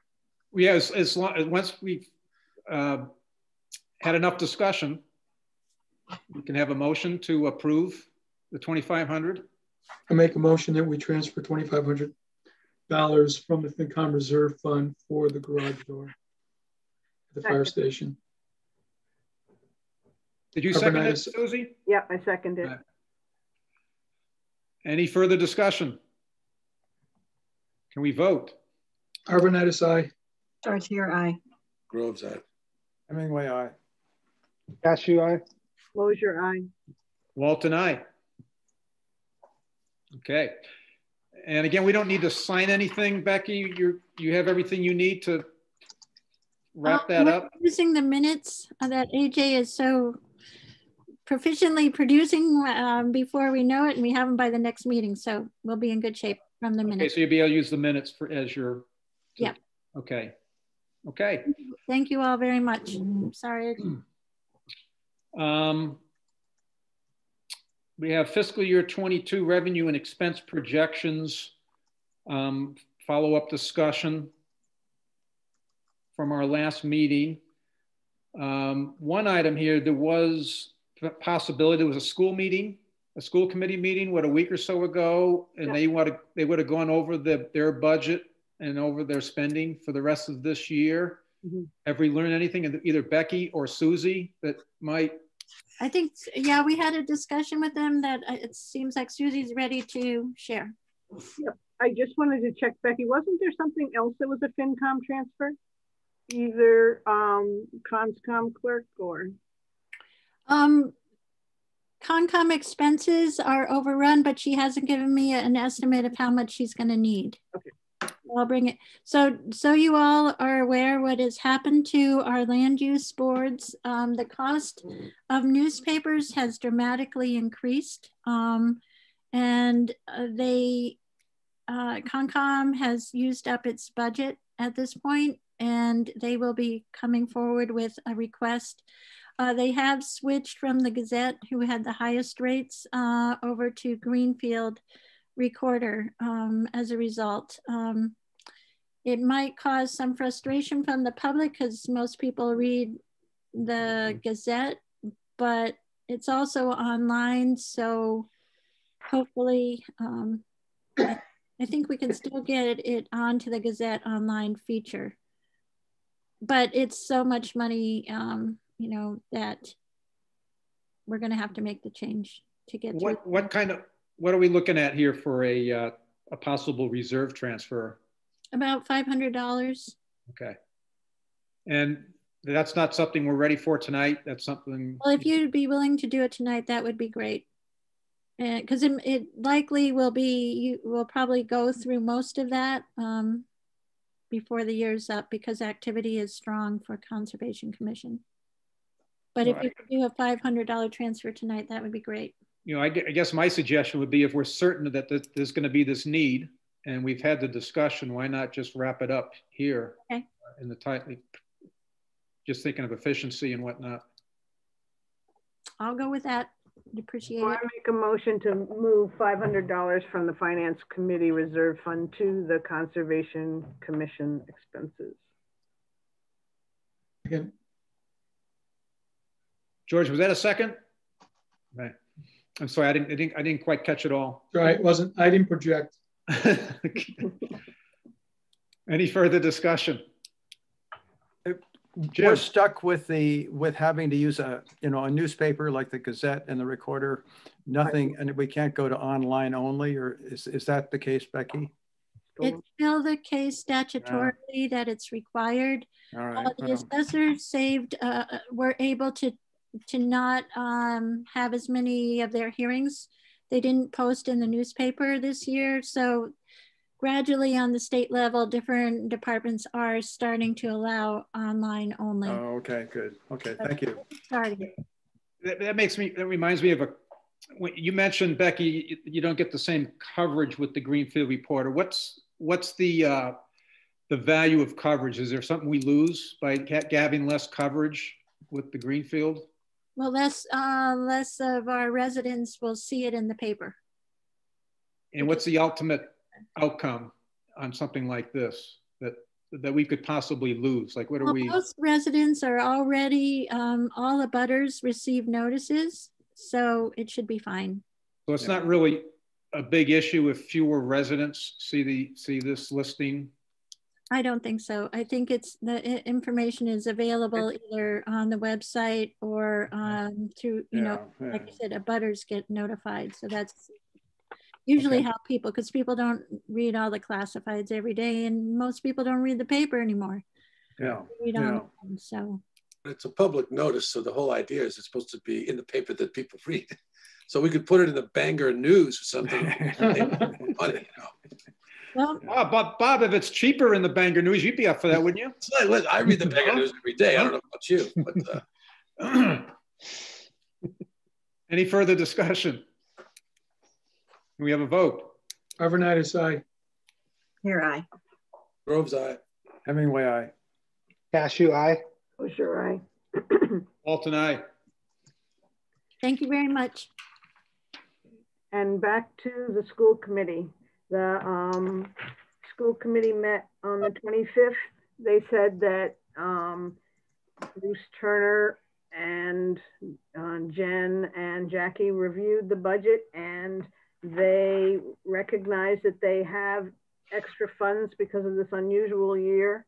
And so they could see spending some of the money out of their budget for the shed roof for $4,000, $8,000 for setting up Wi-Fi access outside the building, especially because teachers take kids out into the area around the school, and $28,700 for school roof design.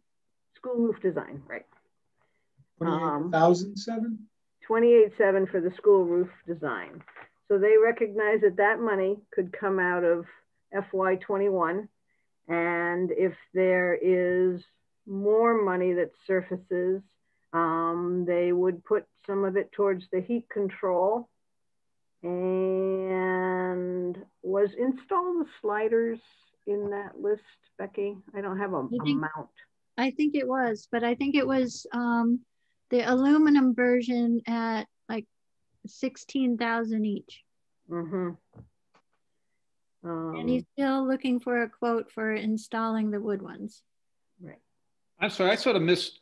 I heard the 28,700 for the roof, the school roof design, but I didn't catch the numbers that went with the other. 4,000 to repair a shed roof, and 8,000 for the Wi-Fi access to be expanded outside the building, and anything residual would go towards the heat controls that are in the that are being checked out right now, spec'd out. But at a minimum, 39.8 pickup right now. That's good. That's almost a flat budget. Actually, I have 40,700. Yeah, that's what I came up with. 8, 4, 8, 27. 40,700. Okay. 4,000 and 8,000. 28,700 plus 8,000 plus 4,000. Oh, 20. I got it backwards. I had 27.8. Sorry. Okay, good. Sorry. They also recognized a process for thinking about using school choice. They want to utilize some to support tuition support for the preschool, because it's not a self-sustaining program, and they want, and there's been an increase in free and reduced students. So they would opt to use some of the school choice to support the tuition to preschool. There are some technology updates that they would use school choice for. And then they're anticipating a process or a program to support kids who lost time that need education support from the remote learning. And that would be increasing a temporary staff person for 1 year is what they anticipate. And that's all the choice money that they're thinking about. Susie, would that person be adding additional instructional time for those students during the school year? Is that the idea? Yeah. Yep. I see. So like after school I think maybe instruction or even something? during the school day. Okay. Some remedial work for some Okay. kids that wasn't Got it. available in the budget already. And we asked if there was any likelihood in the FY22 budget for reduction, and they feel that the uncertainty is too hard to know. So they didn't end up choosing to reduce their proposal for FY22.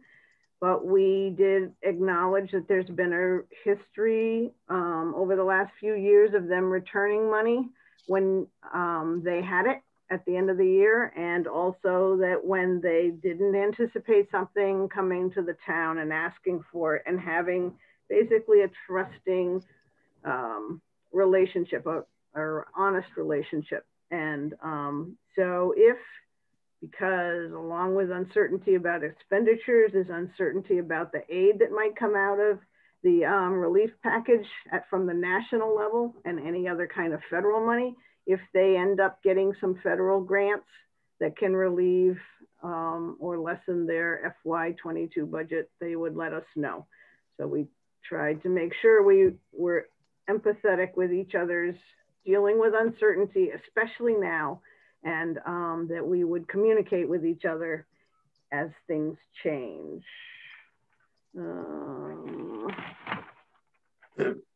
Yeah, 68% of the kids are back attending. And as you probably heard, the education commissioner wants to get it going for sometime in April. They haven't been too definite about that, to full in-person learning. Parents can choose to do remote, but the schools need to offer full. And so working that out in this year, they've done a lot of pieces in their hybrid, and now they're going to need to do things like lunches and figure out how it all pulls together. Jim. Yes, do we have any idea whether this federal money that Joe Biden is just about to sign over to us all, is this going to come in the form of extra money through Chapter 70, or is it going to be direct grants that we may be able to benefit from, like government money that'll come to us directly? Becky, do we have any idea how this money, what is it, 50 billion? I mean, or 200 billion, I can't remember what it is, but it's a lot of money that's going to come down, hopefully to a somewhat local level. I was wondering, how is it going to turn up, in what form, or where are we going to see it? I imagine there's going to be more money like the CARES money, but the amount of money this time is so much larger than before. I haven't heard how they're going to distribute it town by town, but I know they're talking about distributing town by town. Yeah. Town by town. So that means other than Chapter 6, just sort of beefing up Chapter 70. I don't think Chapter 70 will be used because that. Okay. All right. They already have. I mean, there's already some grant money flowing towards the schools, but they're still trying to figure out what the rules are for the money, and that's part of their uncertainty. Okay. All right. So, because it's possible they might be able to use some of this money to put, for expenses this year and free up money for next year, but they don't know yet, so they didn't want to commit. Okay. But it's it's positive. I think there will be money coming in. I want to ask a question, Susie. You mentioned, I think if I understood you right, you mentioned that they had a surplus, the school had a surplus of money for whatever reason, and they were dedicating some of it to the roof of the shed and some of it to Wi-Fi outside and some of it to backstopping the preschool tuition and so forth. Well, and then you also mentioned further down the road that traditionally we've had a relationship with the school where they have extra money, they return it to the town.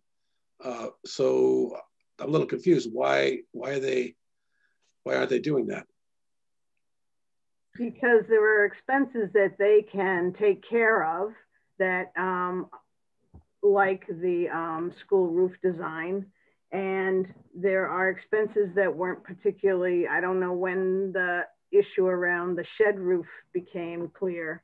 And then choosing to expand their Wi-Fi access is a choice that they would like to make, and they have money to move that in their school budget to do that. So to me, it sounds like they're trying to take care of things, and that could extend to the heating controls. And those are all within their literal school. And so therefore, if they have money, they can take care of it. And some of that would be timely.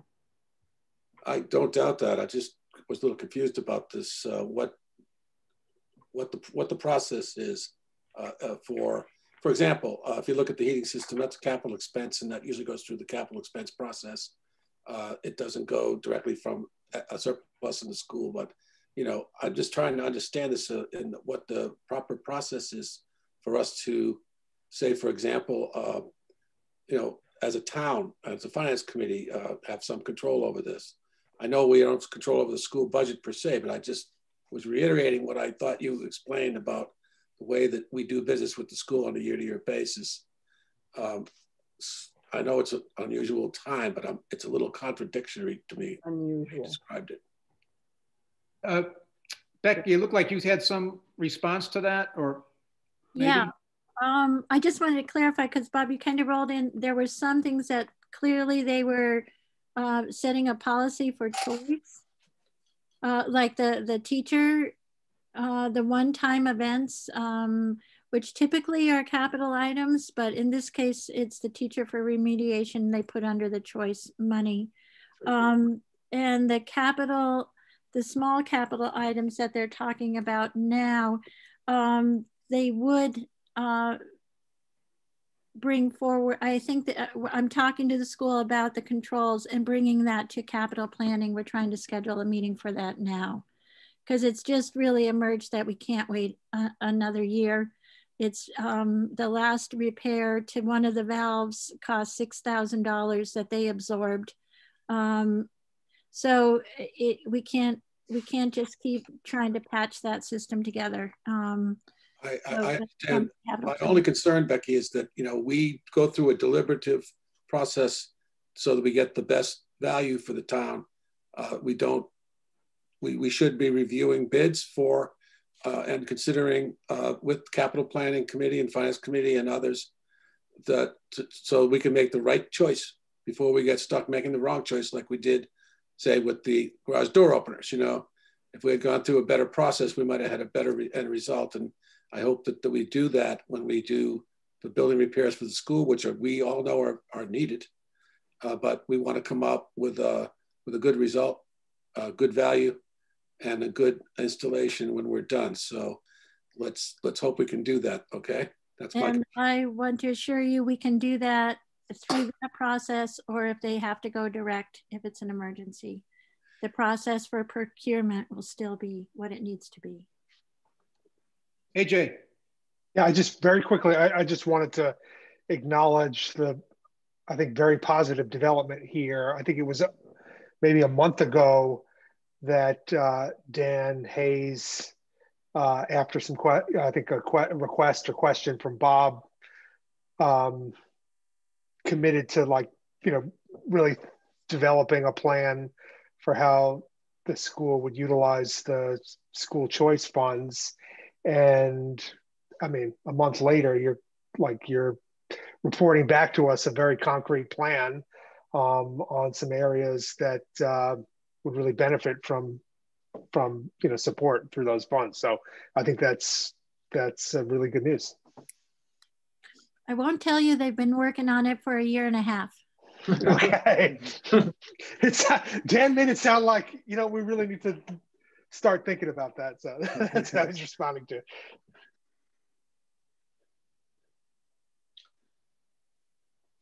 Okay, anything else on the school budget update? Any further discussion?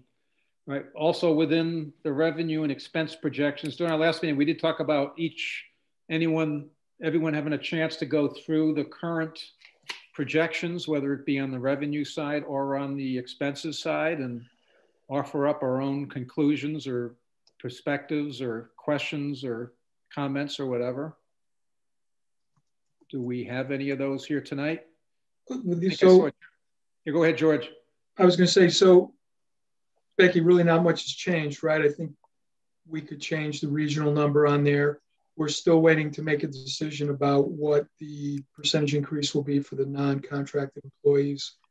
Would there be, the only question I have is, are there any other changes that we know of at this point from what we reviewed last time? You said the revenue was the same.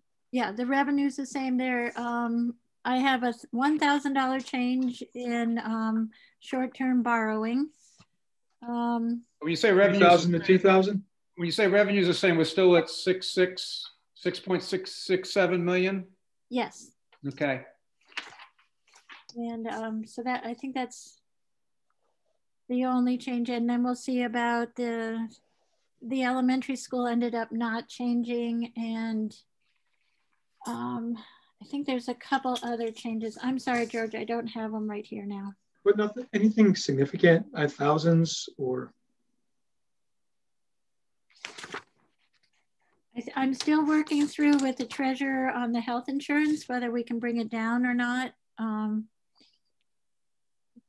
But that one's a little tricky. We haven't solved it yet. And the ambulance service is in there. Tree warden.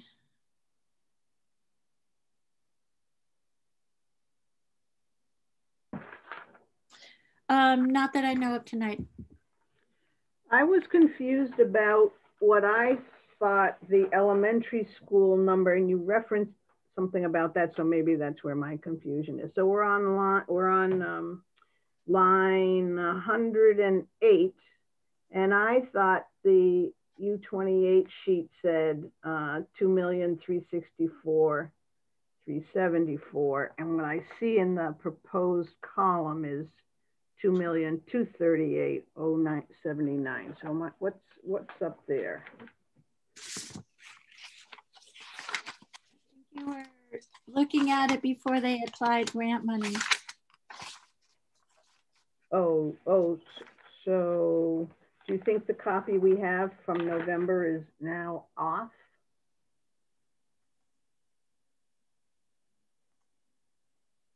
No, I'm looking at no, Susie, what are you seeing? You were saying, yeah, you didn't subtract out grant money. Okay, so what page? It's on the last page, page 9. Page 9, that's 9. Yep. And there's $126,000 of grant funds. Okay, sorry, I got it now. Yep. Oh, that's great. I'm glad you brought it up so you know. Because that could have been a big mistake. Yeah. Hard.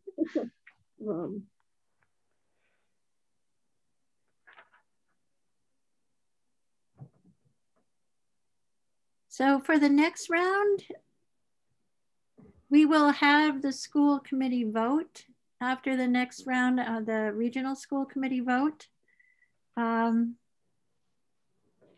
So I guess I'll change it to whatever they vote, or did you want to change it to the 65% irregardless of what they vote? That's not it.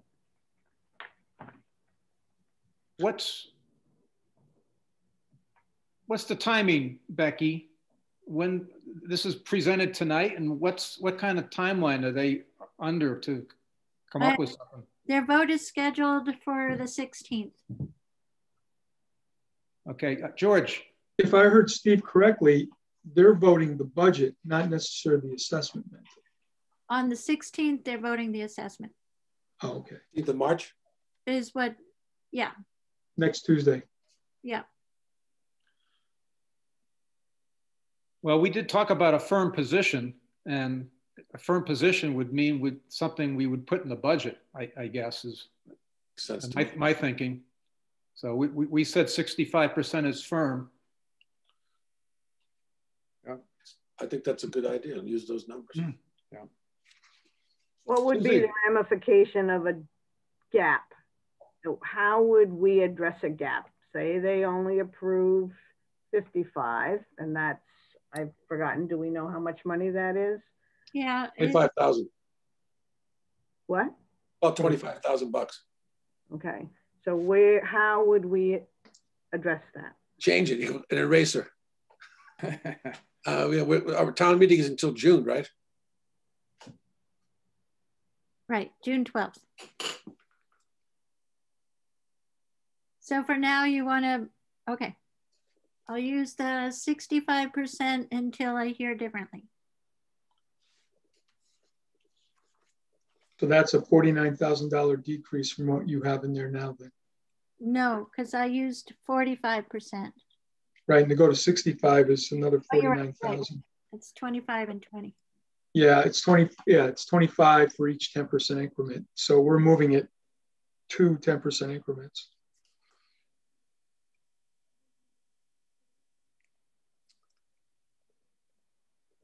So I don't know when if and when we discuss the general budget, and I had some ideas last time we discussed this. I don't know when there's a good time for us to hash those things out, or at least talk about them some more. Maybe not tonight, but not tonight. Not tonight. I agree. I can go with that. But, it's another hour and a half. Put a bug in your ear that I would like to talk about that sometime before we settle the budget more further. Talk about when we have time. Talk about what, Bob? Just my focus is on to reducing the levy this year as much as we can. And I've had a couple of ideas that might accomplish that this year's budget. So I'd like to talk about that more with the committee in the future. So just want to put that out there. Well, we all want to talk about it. We all have our ideas, and we're all going to talk about the different perspectives that we all have. I mean, it's got to be a dedicated slot in one of our meetings. There's still a lot of open items. Yeah. Okay, good.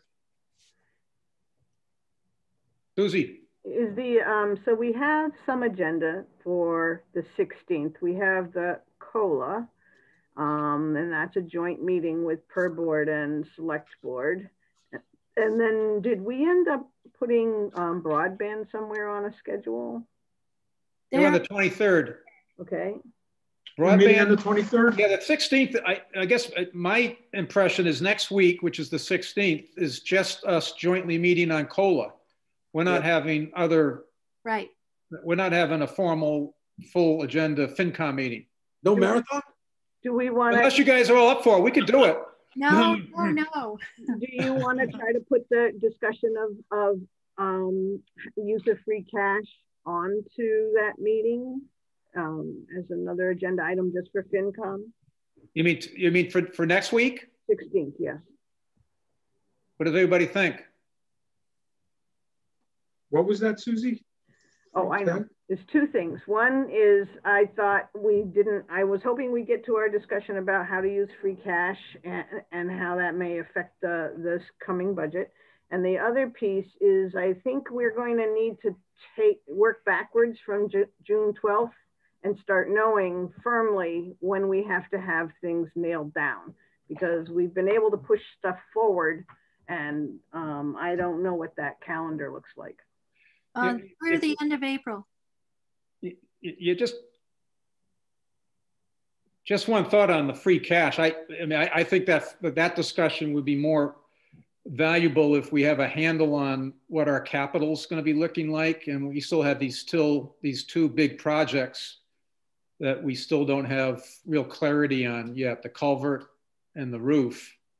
I don't know how what your current projection is, either capital team or Becky, on how close we are to getting some numbers on either of those. We're still a ways out, probably not till the end of April. Okay, so we have capital plan on the agenda for the 23rd, but we won't really be talking about those two projects, I guess, right? Right. Hopefully the culvert will come through in the next couple weeks. But what about the roof design? It won't come through in the next couple of weeks. What's the deadline for the RFPs for the culvert? There must be a deadline in there somewhere for people to submit bids. But they've gotten hung up by the Army Corps of Engineers. So I haven't been given a date. Yeah. So Susan, you had a discussion, a topic on the floor about adding an agenda topic to next week's meeting. And because I'm anxious about how our timeline gets firmed up so that we know when the end date is, when the budget has to get voted on by the FinCom, when it gets published, all that stuff. And I do believe that some of the discussion around free cash can be policy oriented. And if we, and I don't believe it would have that big an impact on the free cash we have available. So it's true the capital part is going to link into that, but I think we could have some discussion about use of free cash in the FY22 proposal budget. Yeah, so the question is, do we have that discussion next week or until our next formally scheduled FinCom, which is the week after? I'm not opposed to having a short meeting next week.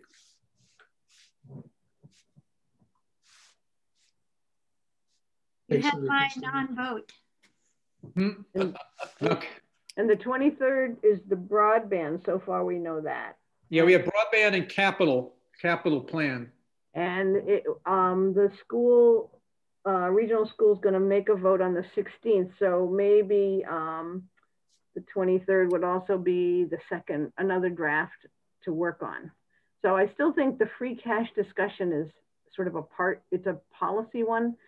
So maybe that could be at least started on the 16th, and then on the 23rd, it would be broadband and looking at the second draft of the FY22 proposed budget. I see a lot of excitement about that idea. The March 23rd agenda seems pretty stacked, if you ask me. Yeah. And this is not a short discussion, the free cash discussion. I think there's a lot of opinions and yeah. So I don't know. I don't know that there's another better option than starting it next week. As much as folks want a short meeting, I understand that. Becky. Okay, so what you're looking at is at least 4 solid weeks that you've never had before where you're usually wrapping up the budget. So you've got 4 additional weeks to do the free cash, to do the OPEP discussion, to do the debt and borrowing questions or free cash combinations to go with capital. So you do have 4 extra weeks. It's not like it's, we're on a regular timeline. We're extended by a month of just budget stuff. And then we can still futz around after that in May to make it all perfect. We've never had this kind of time to work with before. So that's the third option. The third option is we have this discussion sometime after the 23rd. I'm sorry, George. Well, if we meet next week and we talk about free cash, 2 or 3 weeks later, then we're going to see, or at some point later, we're going to see the big picture, what the real needs are. And so in the context of what Susie's saying, next week we talk about policy and principles. Under what principles do we decide to use cash? What dictates what we do? But then a month later, reality sets in. Are we going to stick to the policy that we came along with, or are we all going to look at it differently and start veering from policy? So I like the idea of a policy discussion and coming up with a policy that we can all live with. But I'm just saying, are we all going to really want to stick with that when we see something different, when we see the final results in a month from now? It seems to me we might be better off waiting to have the use of cash discussion at a point when we really have the whole picture kind of coming closer together. That's the question I ask. That's sort of I have a similar sense. Perhaps we can add to our list. There's people in town talking about if we get solar projects, that money will reduce taxes.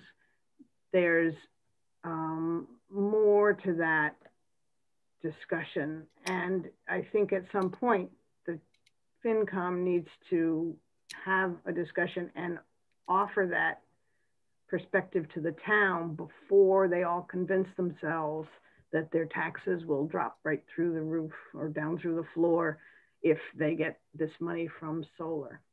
I want people to realize there's other issues in town of what money's needed for, revenue is needed for.